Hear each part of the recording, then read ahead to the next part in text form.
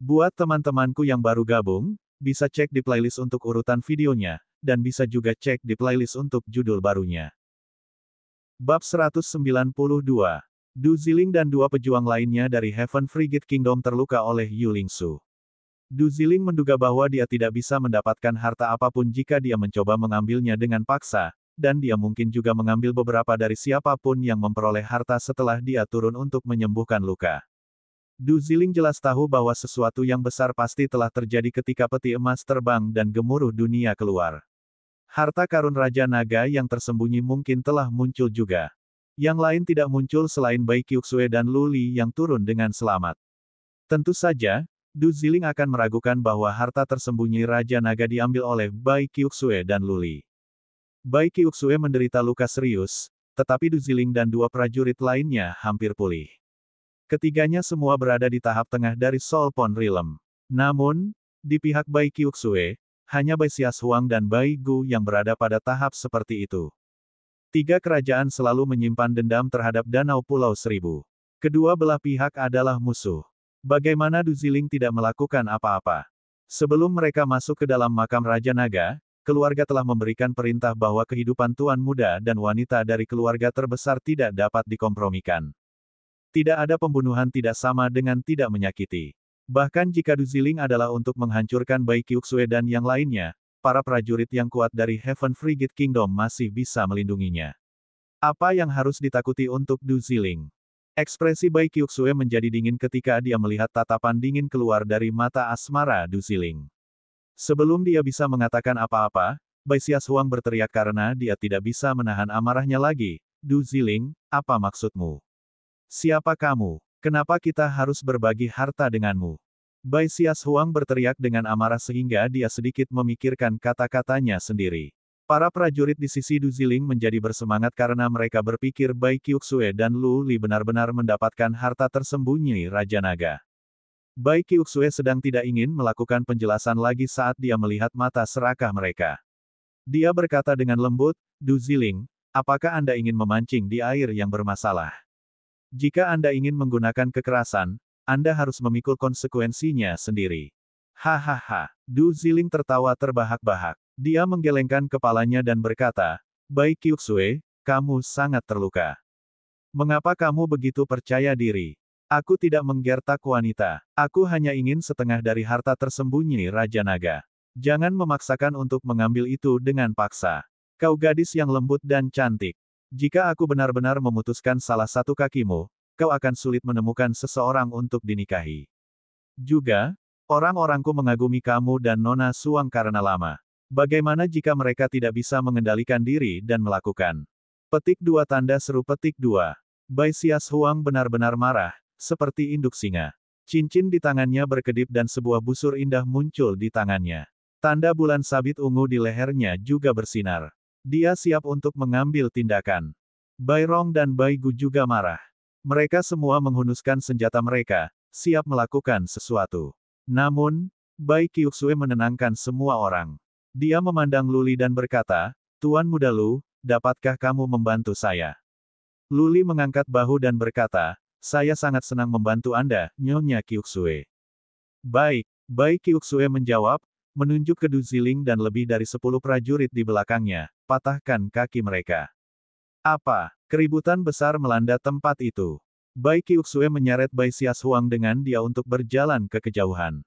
Pada saat yang sama, Bai Gu dan yang lainnya di pihak mereka diminta untuk mundur juga. Saat Bai Gu dan prajurit lainnya melangkah mundur, mata mereka berkedip ketika mereka merasa itu tidak bisa dipercaya. Lu Li hanya pada tahap selanjutnya dari alam lautan roh. Mengapa Bai Qiuxue memintanya untuk bertarung melawan lebih dari 10 orang sendirian? Lebih dari setengah lusin prajurit berada di Soul Pond Realm, dan 3 dari mereka berada di tahap tengah. Lu Li tidak mengatakan apa-apa. Dia lebih suka tidak mengungkapkan kekuatannya yang sebenarnya. Terlebih lagi, menyinggung Du Ziling akan membawa konsekuensi yang serius. Namun, pada pikiran kedua, bahkan jika dia tidak melakukan apa-apa, Du Ziling masih akan mengambil tindakan. Jadi sangat penting bahwa Lu Li menggunakan masalah ini. Karena dia harus bertarung, Lu Li siap mempertaruhkan segalanya. Cincin di tangannya menyala dan Mighty Heaven Halberd muncul di tangannya. Dia perlahan mengangkat tangannya dan menunjuk ke arah Du Ziling sambil berkata, saya telah menerima pesanan dari Lady Kyuxue. Apakah Anda ingin mematahkan kaki Anda sendiri atau Anda ingin saya membantu Anda? Hah! Sensasi besar menguasai sisi Du Ziling. Banyak prajurit berteriak penganiayaan. Du Ziling tercengang sesaat kemudian keheranannya menjadi amarah. Bagaimana bisa seorang prajurit di tahap selanjutnya dari Soul Pond Realm menjadi begitu sombong? Apakah dia bodoh? Hancurkan dia. Seketika, Du Ziling melambaikan tangannya. Kelompok prajurit di punggungnya langsung diluncurkan ke depan. Luli tetap diam. Dia melakukan sesuatu yang sama dengan tindakan yang dia lakukan di puncak gunung. Dia mengulurkan tangannya ke belakang, menggerakkan dadanya ke atas dan ke bawah, mengambil napas dalam-dalam, mencondongkan kepalanya ke depan, membuka mulutnya dan mengeluarkan raungan yang mengejutkan. Mundur dan tutupi telingamu. Saat Luli mengulurkan tangannya, Bai Kyuxue langsung berteriak dengan suara rendah. Pada saat yang sama, dia mundur dengan kecepatan tertinggi dan menutup telinganya. Meskipun Bai Kiashuang dan yang lainnya tidak jelas apa yang sedang terjadi.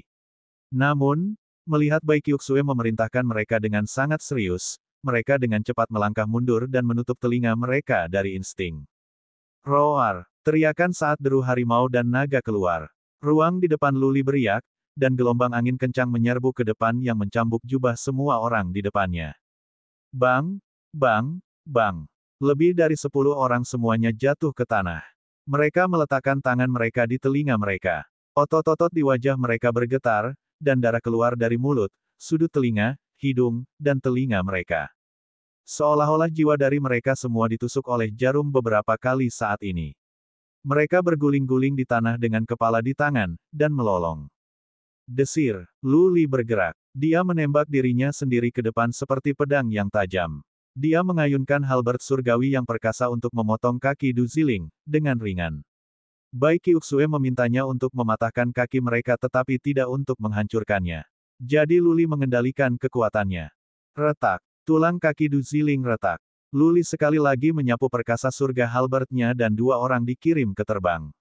Tulang di kaki mereka juga patah. Luli melintas di antara kerumunan seperti hantu. Dia memotong dengan tombaknya secepat kilat. Suara-suara melolong yang menyakitkan terdengar satu sama lain. Dalam waktu hanya 2 napas, lebih dari 10 kaki orang patah. Desir, Luli melangkah mundur dan berdiri di sana. Dia berbalik untuk menghadapi Bai Kyuxue dan yang lainnya. Setelah dia meletakkan tombaknya, dia menangkupkan tinjunya di depan dadanya dan berkata, Nona Kyuxue, kaki-kaki orang-orang ini patah. Apakah Anda membutuhkan saya untuk melakukan hal lain?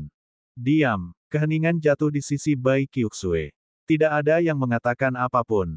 Alasannya adalah gendang telinga mereka masih berdering. Banyak yang merasakan kesemutan di telinga mereka. Mereka tidak bisa mendengar apa yang dikatakan Luli. Bukan hanya mereka. Itu sama untuk para prajurit dari Heaven Martial Kingdom dan Heaven Cold Kingdom. Semua orang menatap Luli, tertegun bodoh. Di wajah mereka kaget. Luli yang membuat auman di puncak.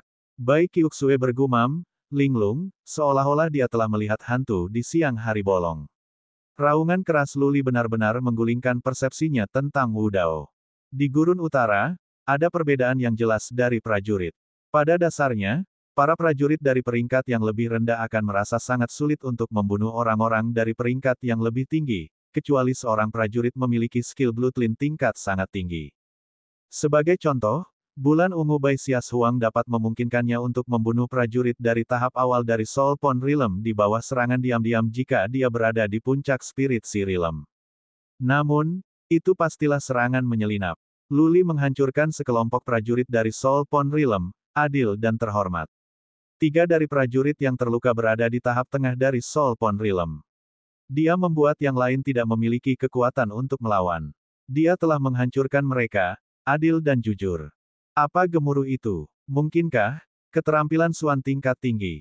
Namun, sepengetahuan Bai Siashuang tentang keterampilan Suan, tidak ada keterampilan Suan aneh dari Gurun Utara, kecuali yang dari kelas suci.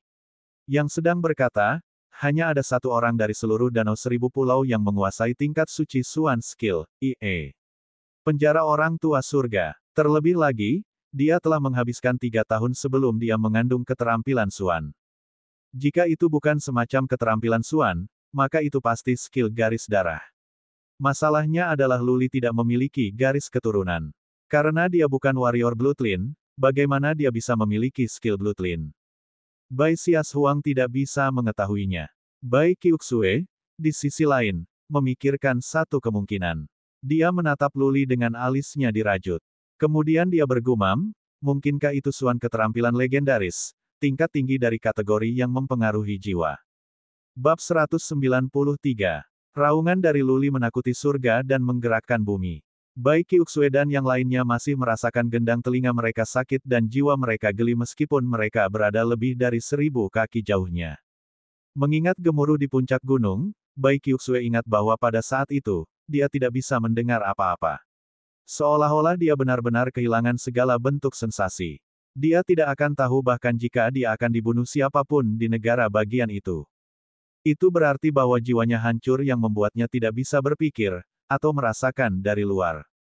Raungan itu mirip dengan suan skill yang mempengaruhi jiwa secara legendaris. Itu sebabnya Bai Qiuxue membuat asumsi. Suan keterampilan kategori jiwa. Hanya ada satu orang yang dikenal dari seluruh gurun utara yang mengerti suan skill semacam ini, Ie. Raja dari kerajaan dingin kerajaan. Dia fokus pada budidaya jiwa kategori suan keterampilan.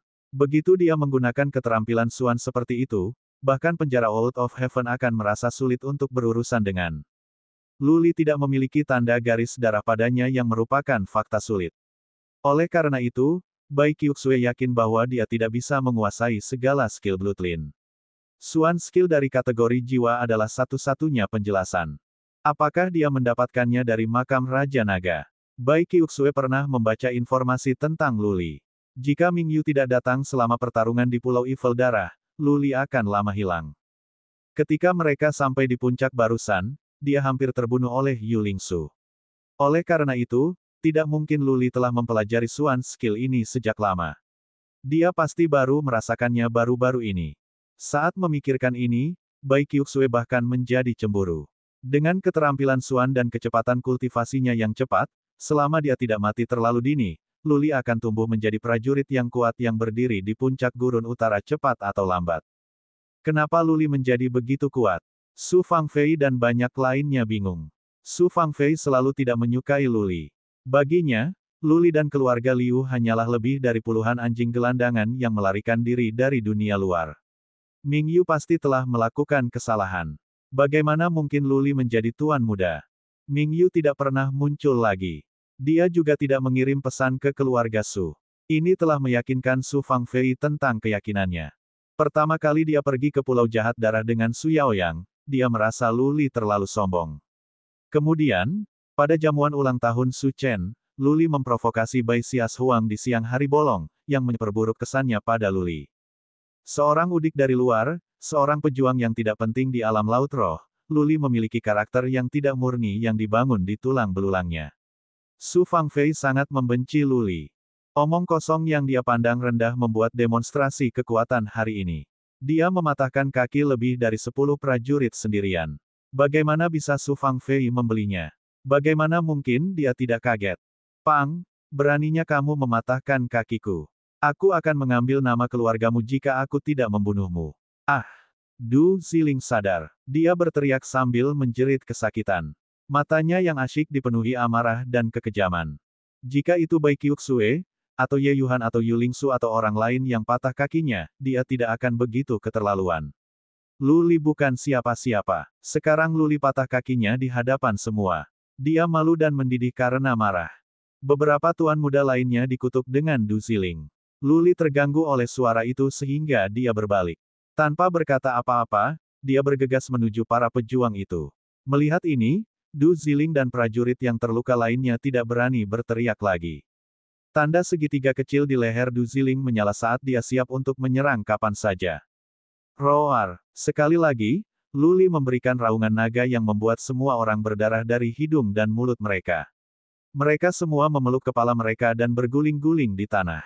Luli meluncur maju, mengangkat kakinya dan menginjak keras dada Du Ziling. Luli, jangan bunuh dia. Bai Qiuxue ketakutan. Du Ziling adalah putri kerajaan surga Frigid. Jika dia mati di sini, perang akan pecah. Luli mengendalikan kekuatan di kakinya. Suara patah tulang keluar. Peti Du Ziling menyerah. Tidak ada yang tahu pasti berapa banyak tulang di dadanya yang patah. Desir, desir. Luli kemudian menginjak dua tangan Du Ziling dengan kecepatan secepat kilat. Tulang kedua tangannya retak. Luli bergegas, berputar di sekitar lebih dari 10 prajurit. Hanya setelah dia mematahkan tulang tangan dan dada semua orang, dia kembali dengan riang. Teriakan dan jeritan suram memenuhi tempat itu. Tangisan menyedihkan dan lolongan yang menyakitkan berlimpah. Wajah banyak orang berlumuran darah. Penampilan mereka yang seperti hantu jahat mengejutkan pemandangan itu. Su Fangfei dan beberapa wanita lainnya bergerak lebih dekat ke Bai Qiuxue karena mereka takut. Mereka melihat Luli dengan mata berbeda. Bukan hal yang biasa bagi para wanita ini untuk melihat seorang pria dengan tindakan tidak berperasaan dan kejam seperti itu. Luli sekarang seperti iblis bagi para wanita ini. Ayo pergi. Ekspresi Bai Qiuxue tidak banyak berubah. Dia hanya melambaikan tangannya untuk memberi tanda pada semua orang untuk pergi dan menemukan jalan keluar. Para wanita muda dari Heaven Frigid Kingdom tidak berkumpul. Mereka juga tidak terluka. Tentu saja, nanti, mereka akan membantu merawat luka-luka Du Ziling dan yang lainnya. Bai Qiuxue tidak akan terlalu khawatir tentang mereka selama tidak ada yang mati. Yang tersisa bergerak dalam diam. Luli masih tinggal di belakang tim dengan nada rendah. Namun, kali ini, tidak ada orang lain yang berani meremehkan Luli. Beberapa wanita akan menatapnya sekali-sekali. Mereka akan menarik pandangan mereka sekaligus seolah-olah mereka telah melihat binatang buas. Bai Xias Huang terus bertanya pada Bai Qiuxue apa yang terjadi di puncak dan jika dia benar-benar mendapatkan harta tersembunyi Raja Naga. Bai Qiuxue membawa luka sehingga dia tidak ingin menghabiskan banyak waktu untuk Bai Xias Huang. Yang pertama hanya dengan santai menjelaskan sebentar. Bai Xias Huang bosan. Dia pergi ke bagian belakang tim untuk mengajukan pertanyaan kepada Luli. Dia tidak takut pada Luli bahkan sedikit pun. Sebaliknya, sikapnya terhadap Luli jauh lebih baik. Tanda semangat tinggi muncul di wajahnya yang cantik dan dia sangat bersemangat. Pikiran Luli terbebani dengan banyak hal. Dia tidak tertarik berbicara dengan Bai Xias Huang dengan baik. Dia hanya dengan santai berkomunikasi dengannya, hanya menjawab pertanyaan yang diajukannya. Dia berkata terus terang bahwa Yu Lingsu dikendalikan oleh iblis dan bahwa dia hampir membunuh yang lainnya. Akhirnya, di bawah upaya bersama antara dia dan Bai Qiuxue, Yu Lingsu terbunuh. Begitu sedikit kata-kata kecuali Bai Xias Huang dan yang lainnya tercengang. Mereka juga merasa menyesal. Peti mati Raja Naga terbang. Semua harta berharga Raja Naga ada di sana. Sementara mereka berjalan terus, mereka terlibat dalam diskusi panas. Namun, Luli tidak mengatakan apa-apa lagi. Dia terus memikirkan skill Blood Roar Bloodline dan situasi seperti apa yang harus dia hadapi ketika dia keluar. Oke, kita akan berkemah dia. Bai Gu, Bai Rong dan Bai Ying, bawa seseorang bersamamu dan pergi untuk mencari jalan keluar. Kita harus meninggalkan makam Raja Naga secepat mungkin. Gunakan detonator sinyal jika ada yang melompat keluar. Petik 2. Di tempat terbuka di kaki bukit kecil, Bai Qiuxue berhenti dan memberi perintah. Bai Gu dan sisanya yang namanya semua membawa satu atau dua orang dengan mereka dan mereka pergi jalan masing-masing ke semua arah. Bai Qiuxue memimpin para wanita ke sebuah gua kecil. Setelah beberapa saat, Bai Qiuxue keluar dengan pakaian bersih. Luli, jangan khawatir. Aku akan meminta Paman Leng untuk menyelesaikan masalah ini. Melihat Luli duduk di tanah dengan kakinya bersila, Bai Qiuxue berjalan menghampirinya dan memberitahunya dengan lembut. Luli membuka matanya dan mengangguk. Dia kemudian duduk di sebelahnya untuk merawat luka-lukanya. Swiss. 1 jam kemudian, Bai Gu kembali. Dia berteriak dari kejauhan, Nyonya Qiuxue, kami telah menemukan pintu keluar. Kirim detonator sinyal dan semua orang berkumpul. Bai Qiuxue tidak pulih meskipun dia telah menghabiskan 1 jam menyembuhkan lukanya. Namun begitu dia mendengar berita itu, dia memerintahkan Bai Gu untuk memanggil Bai Ying dan yang lainnya kembali dengan detonator sinyal. Setelah mereka kembali, Bai Qiuxue memimpin kelompok prajurit yang berjalan ke utara dengan kekuatan dan semangat yang besar. Bai Gu memimpin di depan. Setelah mereka bergegas sekitar lebih dari 3 mil, sebuah tebing muncul. Di bawah tebing ada gerbang batu hitam yang terbuka sekarang sehingga pintu masuk redup muncul. Berderit, berderit. Bai Gu memimpin, mengambil senjatanya dan bergegas masuk. Dengan seberkas cahaya putih, Bai Gu menghilang di sana. Bai Qiuxue melambaikan tangannya dan memimpin semua prajurit lainnya untuk bergegas ke gerbang batu. Berdengung, sinar putih menyilaukan lewat. Lu Li tiba-tiba membuka matanya. Dia mulai memeriksa lingkungan sekitarnya sekaligus. Segera, matanya menyala. Dia akrab dengan adegan itu. Mereka diteleportasi kembali ke aula di pintu masuk. Di depan mereka jelas ada 9 gerbang dengan karakter, kehidupan, dan kematian tertulis pada mereka. Kita berhasil. Semua keluarga telah mengirim orang ke aula sebelumnya. Mereka bisa meninggalkan tebing api penyucian di sepanjang terowongan. Mereka sekarang benar-benar aman di sini. Lu Li, kita akan pergi dulu. Tentu saja, jika tidak ada yang melompat, itu akan menjadi yang terbaik. Jika sesuatu akan terjadi, aku akan meminta Paman Leng untuk membantu. Bai Qiuxue berjalan ke Lu Li untuk memberitahunya. Dia mengangguk. Bai Qiuxue berjalan keluar dengan prajurit lainnya. Lu Li mengikuti mereka. The Mighty Heaven Halberd muncul di tangannya. Dia siap bertarung dengan hidupnya. Bab 194. Waktu untuk setengah dupa untuk membakar telah berlalu, dan kemudian untuk satu untuk membakar. Orang-orang di tebing api penyucian tidak bisa melihat ke dalam gua.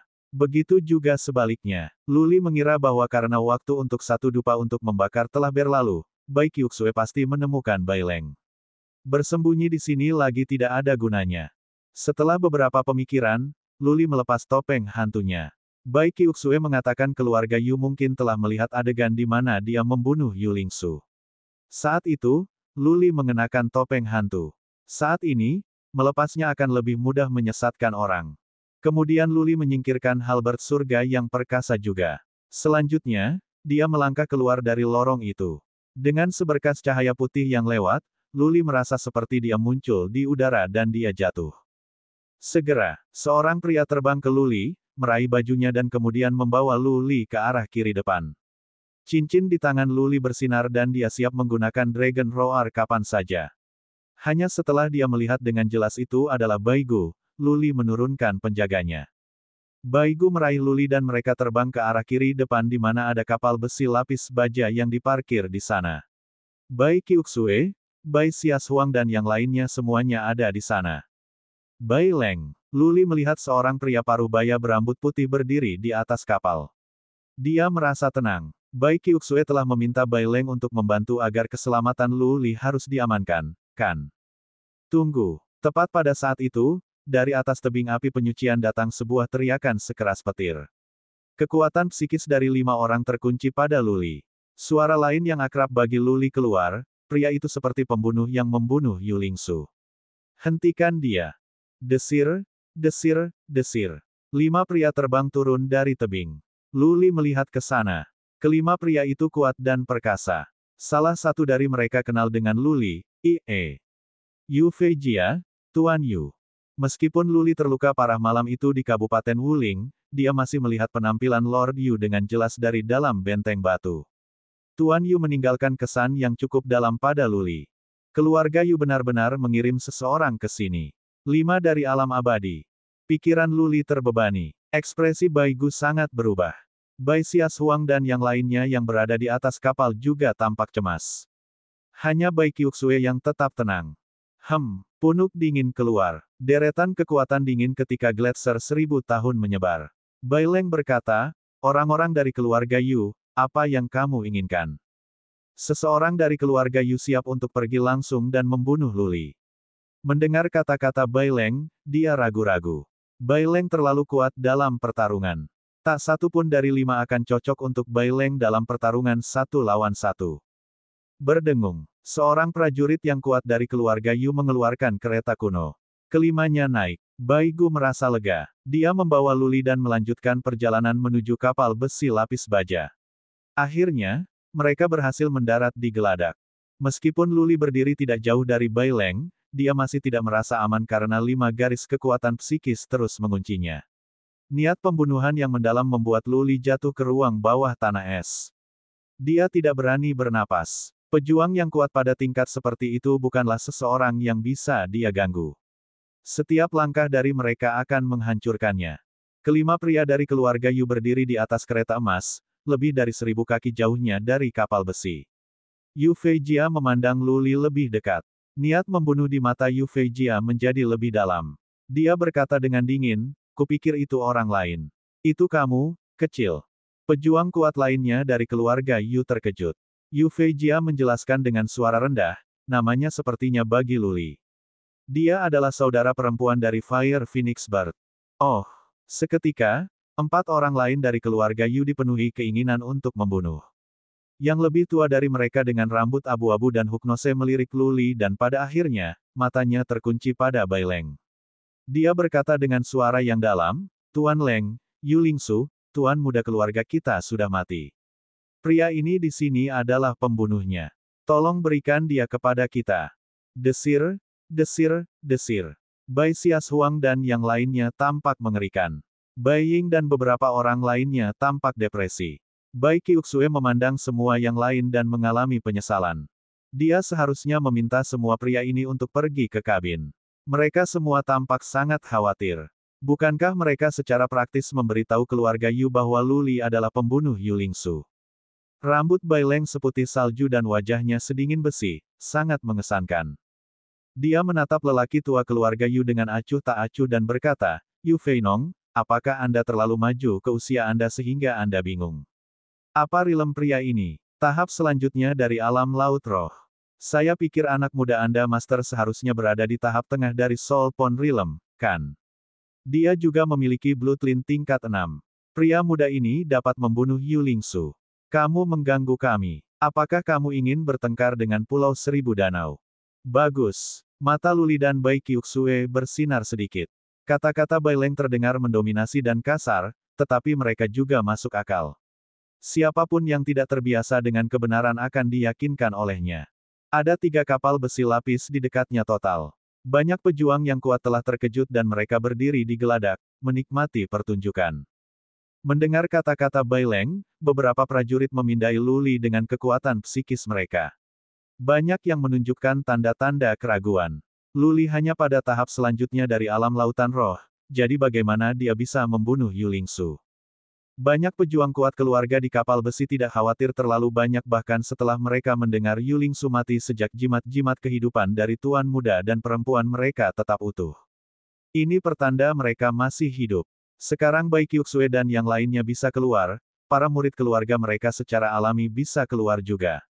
5 orang dari keluarga Yu mengerutkan kening. Mereka melirik Luli, bingung dan ragu. Bagaimanapun, Luli berada di alam rendah. Prajurit alam laut roh akan menemukan hampir mustahil untuk membunuh orang-orang dari alam kolam Sol, apalagi salah satu tahap tengah dari alam kolam Sol. Yu Lingsu bahkan memiliki Bloodline peringkat ke-6. Setelah beberapa pemikiran, Yu Feinong menuangkan suan energi ke dalam bola kristal yang muncul di tangannya. Di udara, sebuah gambar tiba-tiba muncul. Itu adalah adegan di mana Luli memotong kepala Yu Lingsu dengan Mighty Heaven Halberd.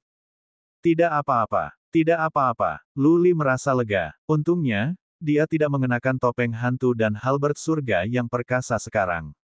Jika tidak, tidak ada artinya untuk menawarkan penjelasan apapun. Bai Qiuxue mengerutkan kening, di sisi lain. Gambarnya jelas. Meskipun Luli telah berubah menjadi jubah lain, dan dia telah mengenakan topeng hantu. Namun penampilan dan sosoknya mirip.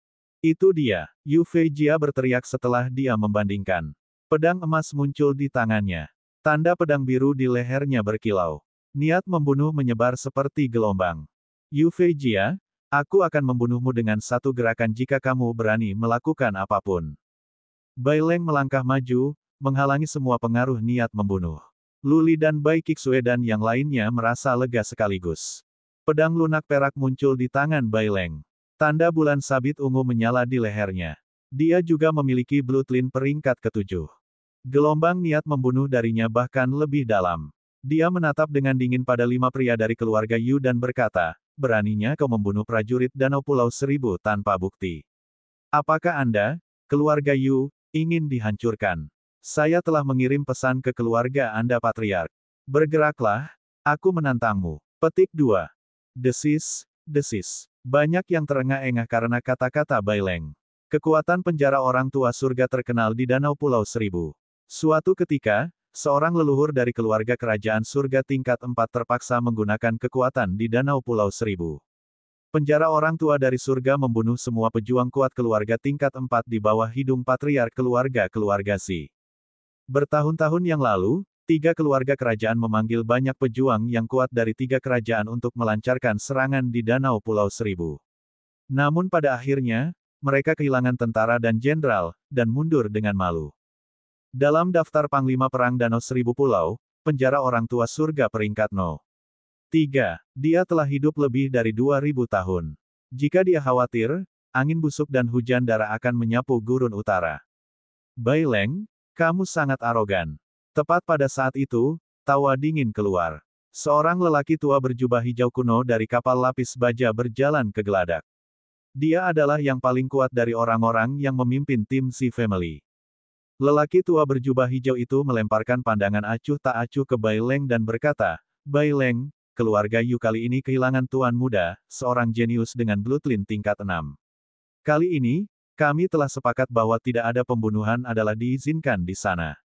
Jika Yu Lingsu benar-benar mati di tangannya dan Anda tidak ingin menanganinya, kerajaan bela diri surga, siap bertarung. Petik 2. Kanan, Yu Feinong berteriak seketika, keluarga Yu tidak akan membiarkannya pergi jika Anda tidak menyerahkannya kepada kami. Bab 195. Si Huanyu. Ekspresi di wajah Bai Leng menjadi lebih dingin saat dia menatap prajurit kuat berjubah hijau dari keluarga Si. Ketika Bai Qiuxue mendengar kata-kata itu, dia terlihat sangat serius. Dia adalah seorang prajurit kuat yang terkenal dari kerajaan bela diri surga. Dia berada di alam yang sama dengan Bai Leng, puncak alam abadi, diambang menerobos ke alam dewa mulia. Yang paling penting adalah, pria ini juga memiliki bloodline peringkat ke-7. Dia memiliki peringkat yang mirip dengan Bai Leng pada daftar Panglima Perang Gurun Utara. Zi Huanyu melangkah keluar adalah representasi dari sikap kerajaan bela diri surga. Keluarga Yu berafiliasi dengan keluarga Si. Yu Lingsu terbunuh, dan tidak dibenarkan jika Zi Huanyu tidak membawa masalah itu ke tangannya. Bai Leng menyesal bahwa dia tidak membawa prajurit yang kuat di sini. Dia berpikir bahwa tidak ada yang berani melakukan sesuatu dengan terburu-buru begitu dekat dengan Danau Pulau Seribu. Adapun memberitahu penjara orang tua dari surga, itu menggertak. Bagaimana dia bisa membuat penjara-penjara tua surga peduli masalah sekecil ini? Bahkan jika Luli terbunuh, dia masih tidak akan mengganggu penjara orang tua surga. Paman Leng, Bai Qiuxue memanggilnya dengan suara rendah, jejak memohon terlihat di matanya. Di tangannya, ada jimat jade dengan 2 kata di atasnya, penjara surga. Bai Leng terkejut. Itu jelas apa Bai Qiuxue mengambil jimat giok untuk. Dia bisa menghancurkan jade-jade untuk memberi tahu penjara orang tua surga jika diperlukan. Bai Leng menatap Luli, bertanya-tanya sihir macam apa yang dimiliki bocah ini yang bisa membuat Bai Qiuxue berpikir begitu tinggi padanya sehingga dia mengeluarkan jimat batu giok untuk melindungi hidupnya yang diberikan kepadanya oleh penjara orang tua surga. Bai Leng diam-diam mengangguk setelah dia memeriksa Luli sebentar. Luli masih muda, tapi dia bisa tetap tenang dalam menghadapi adegan seperti itu. Rasa dingin menatap tajam di matanya saat dia siap mempertaruhkan nyawanya. Dia jauh lebih baik daripada banyak tuan muda dari beberapa keluarga. Setelah beberapa pemikiran yang mendalam, Bai Leng berkata, saya sangat menyesal bahwa Yu Lingsu sudah mati. Tetapi hanya mengandalkan punggung dan tidak ada yang lain sebagai bukti, bagaimana Anda bisa mengatakan dengan pasti bahwa Anda dapat menyalahkan kami? Jika orang ini adalah di Soul Pond Realm, mungkin masuk akal. Karena dia hanya di Spirit Sea Realm, apakah Anda pikir itu mungkin? Anda tidak dapat membawanya tanpa bukti. Jika Anda ingin bertarung, saya akan membuat Anda menemani. Petik 2. Impresif. Luli terbakar dengan kemarahan yang benar. Ini adalah karakter prajurit yang kuat dan tegar yang kuat, dan bantalan nomor 3 orang terkuat di Danau Seribu Pulau. Dia tetap berani meskipun dia dihadapkan dengan 6 prajurit yang kuat dari alam abadi. Di belakang Bai Leng adalah penjara orang tua surga, seluruh Danau Pulau Seribu. Dia tidak bisa menurunkan kepalanya. Kehormatan lebih penting daripada pendarahan dan hidup atau mati. Ekspresi Zi Hanyu tidak cantik, tapi dia tidak mengatakan apa-apa lagi. Orang-orang lain dari keluarga Yu berdiskusi dengan suara rendah, setelah itu Yu Feijia berkata, kamu ingin bukti? Mudah. Yu Feijia menunjuk ke cincin di tangan Luli dan berkata, beri kami cincin antar ruang dan mari kita memeriksanya. Kami ingin melihat senjata dan topengnya. Jika mereka tidak berada di atas ring, kami akan segera pergi tanpa sebentar keterlambatan. Bagaimana dengan itu? Petik 2. Luli dan Bai Qiuxue bergetar. Yu Feijia telah menemukan tumit Achilles of Luli. Topeng hantu dan tombak itu unik. Begitu mereka ditemukan di Interspatial Ring, itu tidak bisa dimaafkan. Bai Leng melihat gerakan kecil Luli dan Bai Qiuxue melalui sudut matanya. Dia menghela nafas diam-diam bahwa kedua orang itu adalah tangan hijau. Mereka praktis mengaku tanpa ditekan. Keluarga Yu sekarang 100% yakin bahwa Luli adalah pembunuhnya. Yu Feijia dan Yu Feinong saling memandang. Rasa dingin melotot di mata mereka. Yu Feinong dan Zi Huanyu kemudian membuat beberapa kontak ketika mantan mengatakan, Bai Leng, minta dia untuk memberi kita cincin antar ruang. Atau, kita harus membawanya dengan paksa. Bahkan jika penjara orang tua surga ingin membunuhku, saya masih akan melakukannya. Petik 2. Zi Huanyu menambahkan, Bai Leng, semua pemimpin semua keluarga ada di sini. Mereka bisa menjadi saksi kita. Jika tidak ada bukti di cincin antar pria-pria ini, saya akan meminta maaf kepada saudara ini. Jika Anda tidak memiliki dia memberikan kami The Interspatial Ring, saya harus melakukannya sendiri. Petik 2. Begitu Zi Huanyu menyelesaikan kata-katanya, udara di sekitar mereka tampak membeku. Suasananya menyedihkan. Lonjakan niat kuat pembunuhan menyebar dengan cara yang menakutkan banyak wanita termasuk Su Fangfei. Suara mendesing. Dua kapal besi lapis baja bergerak mundur, seolah-olah mereka takut kalau mereka akan terluka ketika perkelahian terjadi. Jelas, mereka juga memberi ruang bagi Bai Leng dan mereka bisa menikmati drama.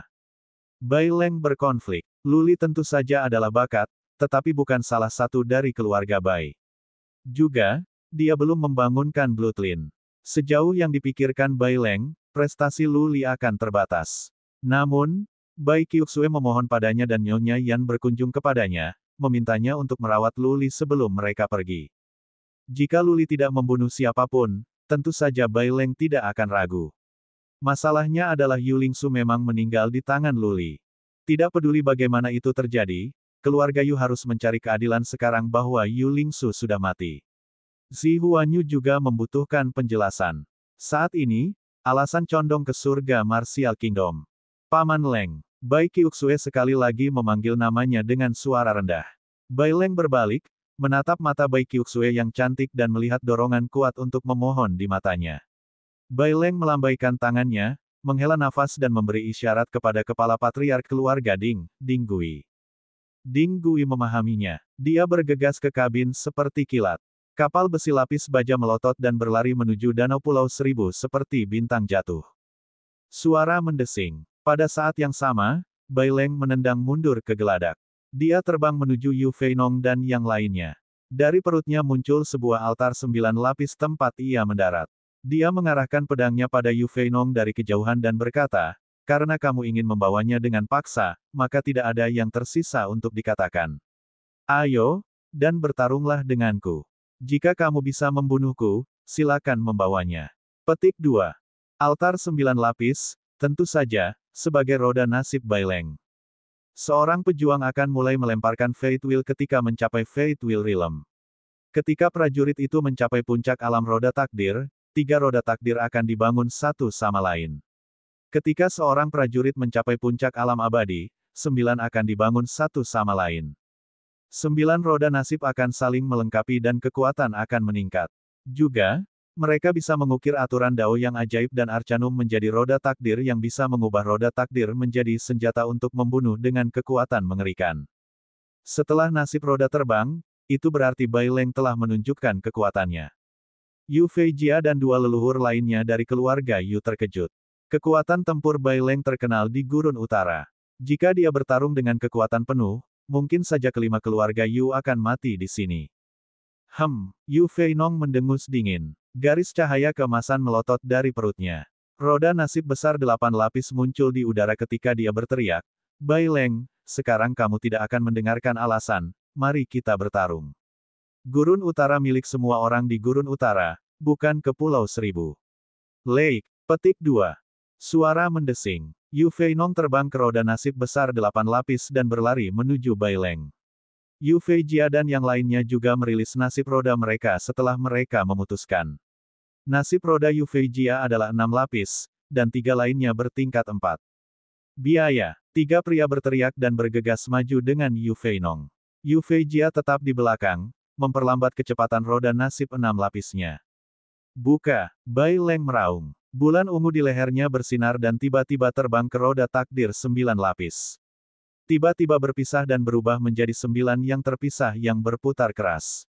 Itu terbang ke arah Yu Feinong dan yang lainnya dengan kekuatan tak berujung. Mencari. Hilangnya bulan ungu Baileng mengancam Yu Feinong. Tanda api di lehernya menyala dan menyelimuti seluruh tubuhnya. Pada saat yang sama, ia mengintegrasikan beberapa nyala ke roda takdir. Mengambil kendali roda nasibnya, ia mencoba menabrak salah satu roda nasib Baileng. Kecepatan roda takdir terlalu cepat. Dalam sekejap, roda nasib Yu Feinong bertabrakan dengan salah satu Baileng. Namun, yang mengejutkan Yu Feinong dan banyak pejuang kuat yang mengamati pertarungan itu adalah roda takdir Baileng langsung hancur berantakan dan berubah menjadi tanah. Tidak, itu palsu. Itu bayangan. Yu Feinong tiba-tiba mengerti semuanya dan berteriak. Lagi pula sudah terlambat. Salah satu patriark keluarga Yu sudah mengendalikan roda takdirnya untuk menabrak roda takdir Baileng. Dengan suara ledakan yang keras dan bergetar di ruang angkasa, roda takdir berlapis 4 dari patriark keluarga Yu meledak dengan segera. Puff! Patriark menderita luka serius sekarang karena nasib roda dihancurkan. Vitalitasnya melemah. Dia menjadi jauh lebih tua karena kulitnya menjadi abu-abu dan tanpa kilau dalam kecepatan yang terlihat oleh mata telanjang.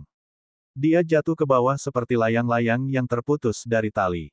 Desis, desis. Prajurit tangguh lainnya dari keluarga di dekatnya semuanya terengah-engah. Mereka tahu kapasitas bertarung Baileng kuat, tetapi tidak menyadari itu sangat perkasa. Bab 196. Kultivasi Wudao adalah untuk membalikkan alam dan mengubah takdir. Mengubah nasib berarti dua hal bagi masyarakat Gurun Utara. Yang pertama adalah mengubah takdir seseorang, di mana seseorang bisa membuat kenaikan dalam hidup dan menjalani kehidupan mewah dengan posisi tinggi dan kekayaan besar.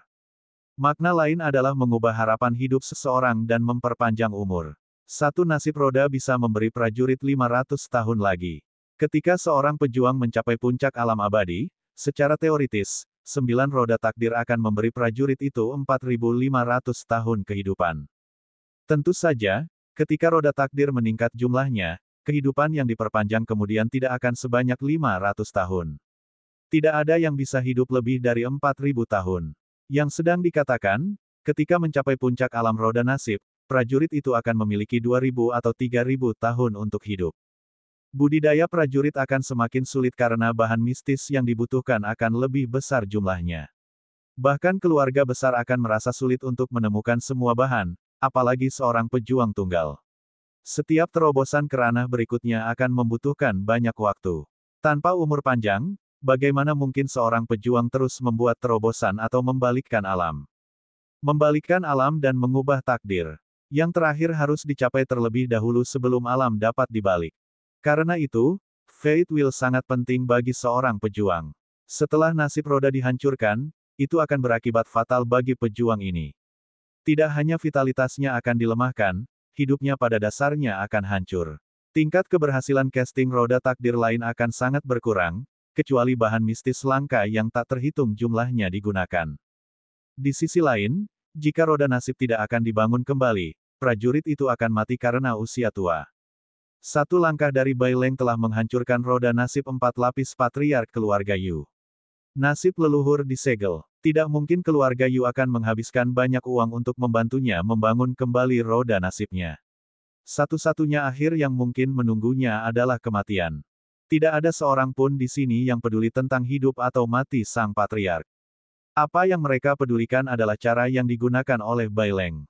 Saat ini, banyak orang memiliki perasaan tentang apa yang sedang terjadi. Sebelumnya, Baileng telah memalsukan pemisahan roda takdir. 8 roda takdir hanyalah bayangan. Yang asli tidak terpisah dan menabrak roda takdir patriark keluarga Yu. Roda nasib 4 lapis tidak seberapa dibandingkan dengan roda nasib 9. Poin kuncinya adalah bahwa Baileng juga menggunakan skill garis darahnya dan menyembunyikan bulan ungu di roda takdir. Dengan peningkatan rilem prajurit, kekuatan skill bloodline-nya akan ditingkatkan juga. Kekuatan keterampilan garis darah Bai Leng jauh lebih kuat daripada Bai Qiuxue dan Bai Xias Huang. Bulan ungu disembunyikan di roda takdir 9 lapis. Ketika menabrak roda takdir dari patriark keluarga Yu, bulan ungu tiba-tiba menyerang yang langsung merobek dan menghancurkan roda takdir patriark. Baik sekali. Banyak leluhur keluarga menghembuskan napas diam-diam. Meskipun mereka memiliki gagasan samar tentang sarana Bai Leng, mereka masih tidak bisa menemukan cara untuk menghadapinya. Semua bayangan roda takdir jelas dan hidup sehingga tidak ada yang bisa membedakan mereka. Siapapun yang memiliki roda nasib kurang dari 9 lapisan akan menemui akhir yang sama ketika roda nasib Bai Leng mengenai mereka. Tidak, 3 prajurit paling kuat dari Pulau Seribu Pulau pantas mendapatkan reputasi yang dia nikmati. Desir, patriark lain dari keluarga Yu terbang, meraih patriark dalam keadaan koma dan terbang menuju kapal besi lapis baja tidak jauh dari mereka. Ada banyak hewan suan di danau. Jika patriark itu jatuh, dia akan dimakan hidup-hidup. Tuan Huanyu, Yu Feinong berteriak ke arah si Huanyu. Dia tahu dengan jelas bahwa tidak ada dari mereka yang merupakan komponen yang layak dari Bai Leng. Jika Zi Huanyu tidak bergerak, sisa 4 prajurit keluarga Yu semua akan mati di sini. Bai Leng, kamu melewati batas. Kemarahan ditulis di seluruh wajah si Huanyu. Jika dia tidak mengambil masalah ke tangannya di bawah situasi ini, semua keluarga kerajaan marsial surga akan kecewa. Roda takdir 9 lapis muncul dari perutnya. Dia terbang ke roda nasib dan menembak ke arah langit di atas kepala Bai Leng dalam kabur putih. Berdengung, bunga ungu di leher si Huanyu bersinar.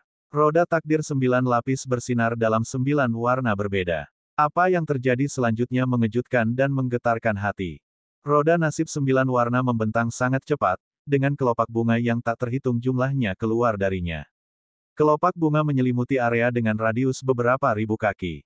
Hujan bunga, menyala dengan warna. Kelopak bunga menari-nari di seluruh langit, begitu indah sehingga memabukkan. Yang lebih mengejutkan adalah bahwa tiba-tiba, Bai Leng menghilang ke hujan bunga. Bukan hanya tubuhnya tidak terdeteksi, bahkan kekuatan psikis tidak dapat menemukan di mana dia berada.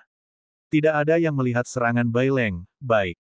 Formasi bunga-bunga. Seseorang berteriak. Itu adalah aksi unik untuk keluarga Si. Itu bisa menjebak pejuang kuat dari alam yang sama. Orang tidak dapat menemukan Bai Leng karena dia terjebak di sana. Masuk dan lukai dia. Jangan bunuh dia. Zi Huanyu berdiri di atas roda takdir dengan bangga dan berteriak pada Yu Feinong. Yu Feinong terinspirasi dengan antusiasme. Dia langsung terbang ke lautan bunga. Membunuh. Seorang patriark keluarga Yu, dan patriark yang mengirim yang terluka kembali ke kapal besi lapis mengikuti. Satu-satunya yang tidak masuk adalah Yu Feijia. Wosh! Yu Feijia berdiri di atas roda nasi yang berlapis 6 dengan kesombongan. Roda takdir memelototi saat melayang sebagai bintang jatuh. Alih-alih berjalan ke lautan bunga, ia terbang menuju kapal besi lapis di kejauhan. Bai Leng terjebak dalam formasi bunga. Zi Huanyu telah memerintahkan agar dia terluka, bukan dibunuh. Karena itu, apa gunanya Yu Feijia masuk? Dia mungkin juga pergi untuk membunuh Luli. Apa gunanya pertarungan mereka? Itu tentang Luli. Nasib roda Yu Feijia adalah 6 lapis. Itu sangat cepat, lebih cepat dari kapal besi lapis baja beberapa kali. Itu hanya beberapa saat setelah Ding Gui mengendalikan kapal besi untuk terbang.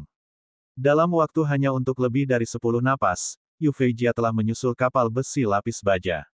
Dia menatap Luli yang berdiri di geladak dan niat membunuh yang datang darinya melonjak seperti gelombang yang menakutkan. Desir, desir, desir. Sekelompok orang di geladak segera tampak mengerikan ketika mereka menyaksikan Yu Feijia terbang. Su Fangfei dan beberapa orang lainnya bahkan diam-diam berjalan ke sudut, berusaha untuk menjauh dari Luli jika mereka terlibat karena dia. Satu-satunya yang tinggal adalah Bai Xias Huang dan Bai Qiuxue. Begitu pula Bai Gu yang berdiri beberapa meter dari Luli. Mereka bertiga menghunus senjata mereka. Ding Gui berjalan keluar dengan 2 pejuang rilem Fate Wheel dan berdiri di sebelah Bai Qiuxue dan Bai Xias Huang. Ketiganya terlihat sangat serius. Mereka hanya di alam takdir roda, tapi Yu Feijia berada di alam abadi. 2 mil, 1 mil, 1000 kaki. Ding Gui dan 2 prajurit lainnya semuanya merilis nasib roda mereka. Roda nasib Ding Gui berlapis 3, dan 2 lainnya berlapis 2.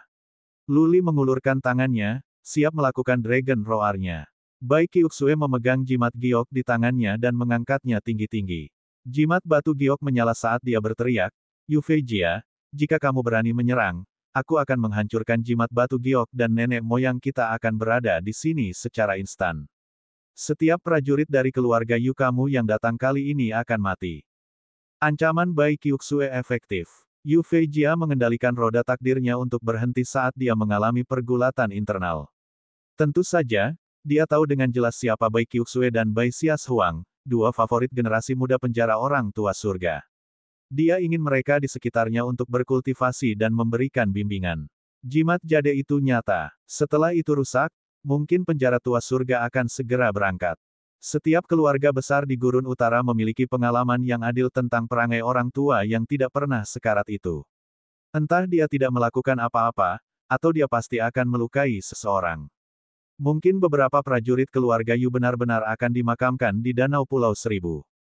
Masalahnya adalah, penghinaan yang dibawa Luling kepadanya, kematian Yu Lingsu, patriark keluarga Yu yang hancur dan aib keluarga Yu, semua itu akan dilepaskan. Tidak, Yu Feijia menggeram, menggigit giginya dengan kebencian. Keluarga Yu adalah keluarga Gurun Utara yang sudah mapan. Jika dia membungkuk untuk menekan kali ini, keluarga Yu akan kehilangan prestise, dikurangi menjadi lelucon untuk setiap orang di Gurun Utara. Suara mendesing. Mengambil kendali atas roda nasib, Yu Feijia mendesak dengan niat membunuh dan kekuatan yang mendominasi. Ding Gui mengambil keputusan dan dua pejuang lainnya mulai melawan balik dengan roda nasib mereka dengan usaha keras. Tanda pedang di leher Yu Feijia muncul. Dia menebas dengan pedang di tangannya dengan kuat, dan seberkas cahaya pedang api merah menyebar ke arah Luli, menghancurkan langit. Ledakan. Dua roda nasib ditabrak bersama. Ding Gui hancur menjadi terbang sekaligus. Dia tampak pucat dan rentan, tubuhnya bergetar di udara dan dia hampir jatuh. Yu Feijia, di sisi lain, tidak terpengaruh sedikitpun. Dia mengendalikan roda takdirnya dan mulai memukul dua roda lainnya. Luli, kesampingkan. Bai Qiuxue berteriak dengan suaranya yang menyenangkan. Perasaan rentan datang dari jiwanya yang dalam ketika dia melihat bilah cahaya pedang yang mengejutkan datang dengan perasaan yang tinggal yang bisa merobek langit dan bumi menjadi berkeping-keping. Saya tidak bisa. Luli tentu saja ingin bersembunyi. Tapi dia ditangkap oleh kekuatan Yu Feijia sehingga dia tidak bisa bergerak, bahkan sedikit pun. Dia harus melihat seberkas cahaya pedang yang datang padanya melalui langit tanpa daya. Bab 197. Roar. Memang, Luli tidak bisa bergerak sedikit pun, tapi dia masih berteriak dengan sekuat tenaga dan melepaskan skill garis naga roarnya. Dia bukan tipe pria yang akan mengundurkan diri dari kepunahan. Raungan itu mengguncang dunia yang menyebabkan ruang beriak, air laut jatuh, dan angin kencang muncul. Ding Gui sudah hampir tidak berdiri di atas roda takdirnya dan sekarang langsung dia jatuh karena raungan ini. Wosh, wosh, wosh. Bai Qiuxue, Bai Xias Huang dan Bai Gu melangkah mundur karena syok. Mereka menutupi telinga mereka dan jatuh ke tanah, menggeram kesakitan. Su Fangfei dan yang lainnya bahkan sangat menderita. Banyak tuan muda dan wanita muda berguling-guling di tanah. Tampaknya ada beberapa darah yang keluar dari sudut mulut, mata dan gendang telinga mereka. Yu Lingsu tampaknya sedikit terpengaruh juga. Cahaya pedang yang masuk bergetar dan kemudian runtuh. Roda takdirnya yang terbang melambat saat kilatan keraguan muncul di matanya.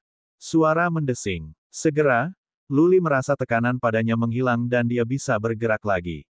Seketika, Luli merilis Bloodline skill Burning Blood. Tombak itu muncul di tangannya. Dia menendang mundur di geladak dengan kedua kakinya, lalu bergegas menuju Yu Feijia seperti pedang. Saat berada di udara, dia sekali lagi meneriakkan teriakan yang mengejutkan.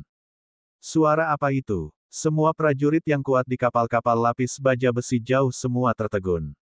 Meskipun mereka berada agak jauh, mereka masih merasa suara itu cukup untuk membangunkan orang mati karena itu seperti raungan binatang buas raksasa. Darah dan ki beberapa orang berguling-guling. Beberapa dipindai dengan kekuatan psikis mereka, hanya untuk melihat adegan yang sangat konyol. Luli berlari ke arah Yu Feijia, mengayunkan tombak besar di kepalanya dengan paksa. Seorang prajurit dari alam lautan roh sedang memukul alam abadi. Adegan itu sangat kacau. Luli bahkan tidak bisa menjadi lawan dari pejuang Rilem Roda Nasib, apalagi alam abadi. Namun, pada saat ini, Luli hendak memukul Yufei-Jia. Yufei-Jia tidak memiliki respons karena dua raungan nyaring. Dia membiarkan Luli mendekatinya karena dia bertanya-tanya Suan skill macam apa ini dan mengapa itu sangat perkasa. Juga, sekarang Yufei-Jia 100% yakin bahwa Yulingsu meninggal di tangan Luli. Dengan raungan ini, Luli memiliki kekuatan untuk bertarung melawan seorang prajurit dari Realm Soulpon. Halberd di tangannya adalah bukti juga.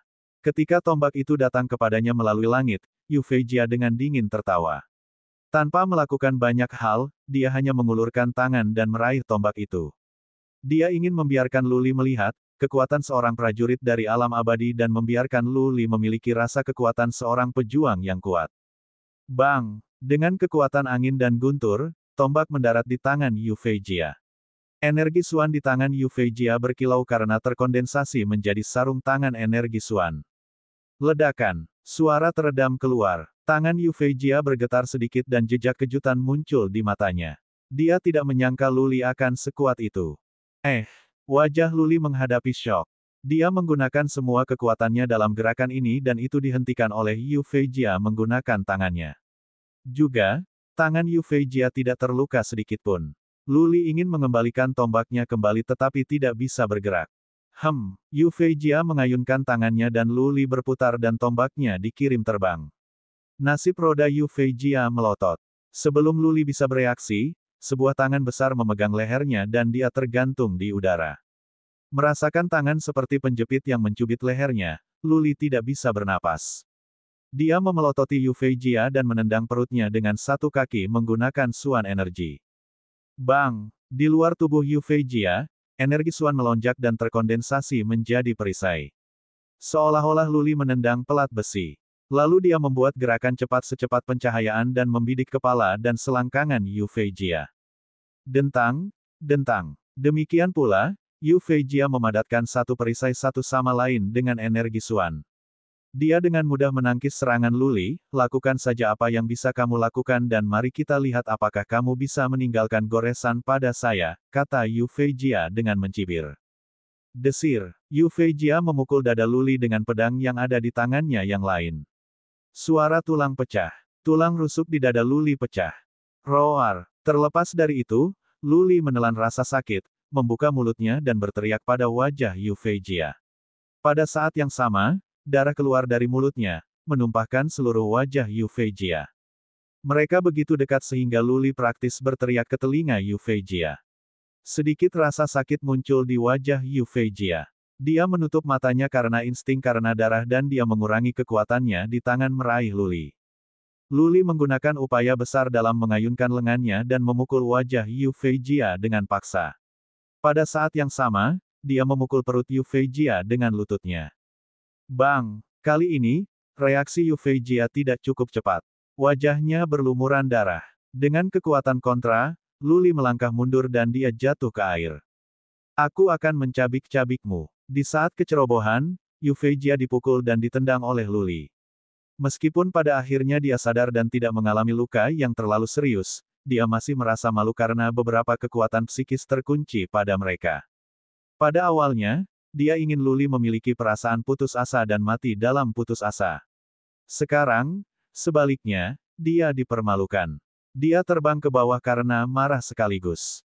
Dia menyusul Luli yang jatuh dalam sekejap. Pedang miliknya berkilau dan dia memotong bahu kiri Luli. Dia ingin memotong Luli menjadi beberapa bagian. Yufei-Jia, hentikan. Bai Qiuxue tersadar. Melihat bahwa Luli hendak ditabrak, dia berteriak segera. Bai Xiaohuang dan Bai Gu menghela nafas. Dilihat oleh situasi Yufei-Jia, tidak ada yang bisa menghentikannya. Bai Leng belum datang, jadi dia pasti masih terjebak. Ding Gui terluka. Dua prajurit lainnya dari keluarga Ding tidak cukup kuat, karenanya, tidak ada yang bisa menghentikan Yufei-Jia sekarang. Bai Qiuxue melihat bahwa Yufei-Jia tidak pernah berhenti. Energi Suan di tangannya berkilau saat dia akan menghancurkan jimat gioknya. Di makam Raja Naga, Luli banyak membantunya dan menyelamatkan hidupnya pada dua kesempatan. Bai Qiuxue siap mempertaruhkan segalanya. Dia tidak akan ragu untuk melakukannya bahkan jika dia akan dimarahi oleh penjara orang tua surga. Berdengung. Tepat pada saat itu, ombak mulai melonjak. Kemudian pasang naik ke langit. Air terciprat kemana-mana dan gelombang ki dan energi yang mengerikan datang dari bawah air yang membuat semua orang tidak bergerak seketika. Tangan Bai Qiuxue yang hendak menghancurkan jimat jade berhenti di udara. Di kedalaman jiwa Yu Feijia, rasa teror datang. Pada saat itu, dia merasa dia juga tidak bisa bergerak. Suatu kekuatan yang sangat misterius menyelimutinya. Dia merasa seperti kekuatan aneh dari segala arah di dunia menekannya. Apa ini? Tadi dia ketakutan. Dia tahu dengan jelas apa kekuatan ini. Ini adalah kekuatan langit dan bumi. Ini berusaha menekannya dengan mengandalkan kekuatan langit dan bumi dan dia membeku. Kekuatan tidak muncul dengan mudah. Seseorang harus memahami suatu makna mendalam yang khusus di surga dan bumi sebelum seseorang dapat menguasai kekuatan. Setiap prajurit yang memiliki kekuatan harus setidaknya dari realm Lord Nobeem. Kerajaan Dewa Mulia, penjara orang tua surga, Yu Feijia menjadi lebih ketakutan. Penjara orang tua dari surga memiliki kekuatan. Berkat paksa, penjara orang tua surga bisa bertarung melawan beberapa prajurit dari alam Dewa Mulia sendirian. Itu adalah salah satu cara supernatural yang paling kuat di dunia. Tidak, pikiran Yu Feijia terbebani dengan kecemasan dan menghela nafas. Karena pejuang yang kuat telah bergerak, apakah ada peluang hidup baginya sekarang?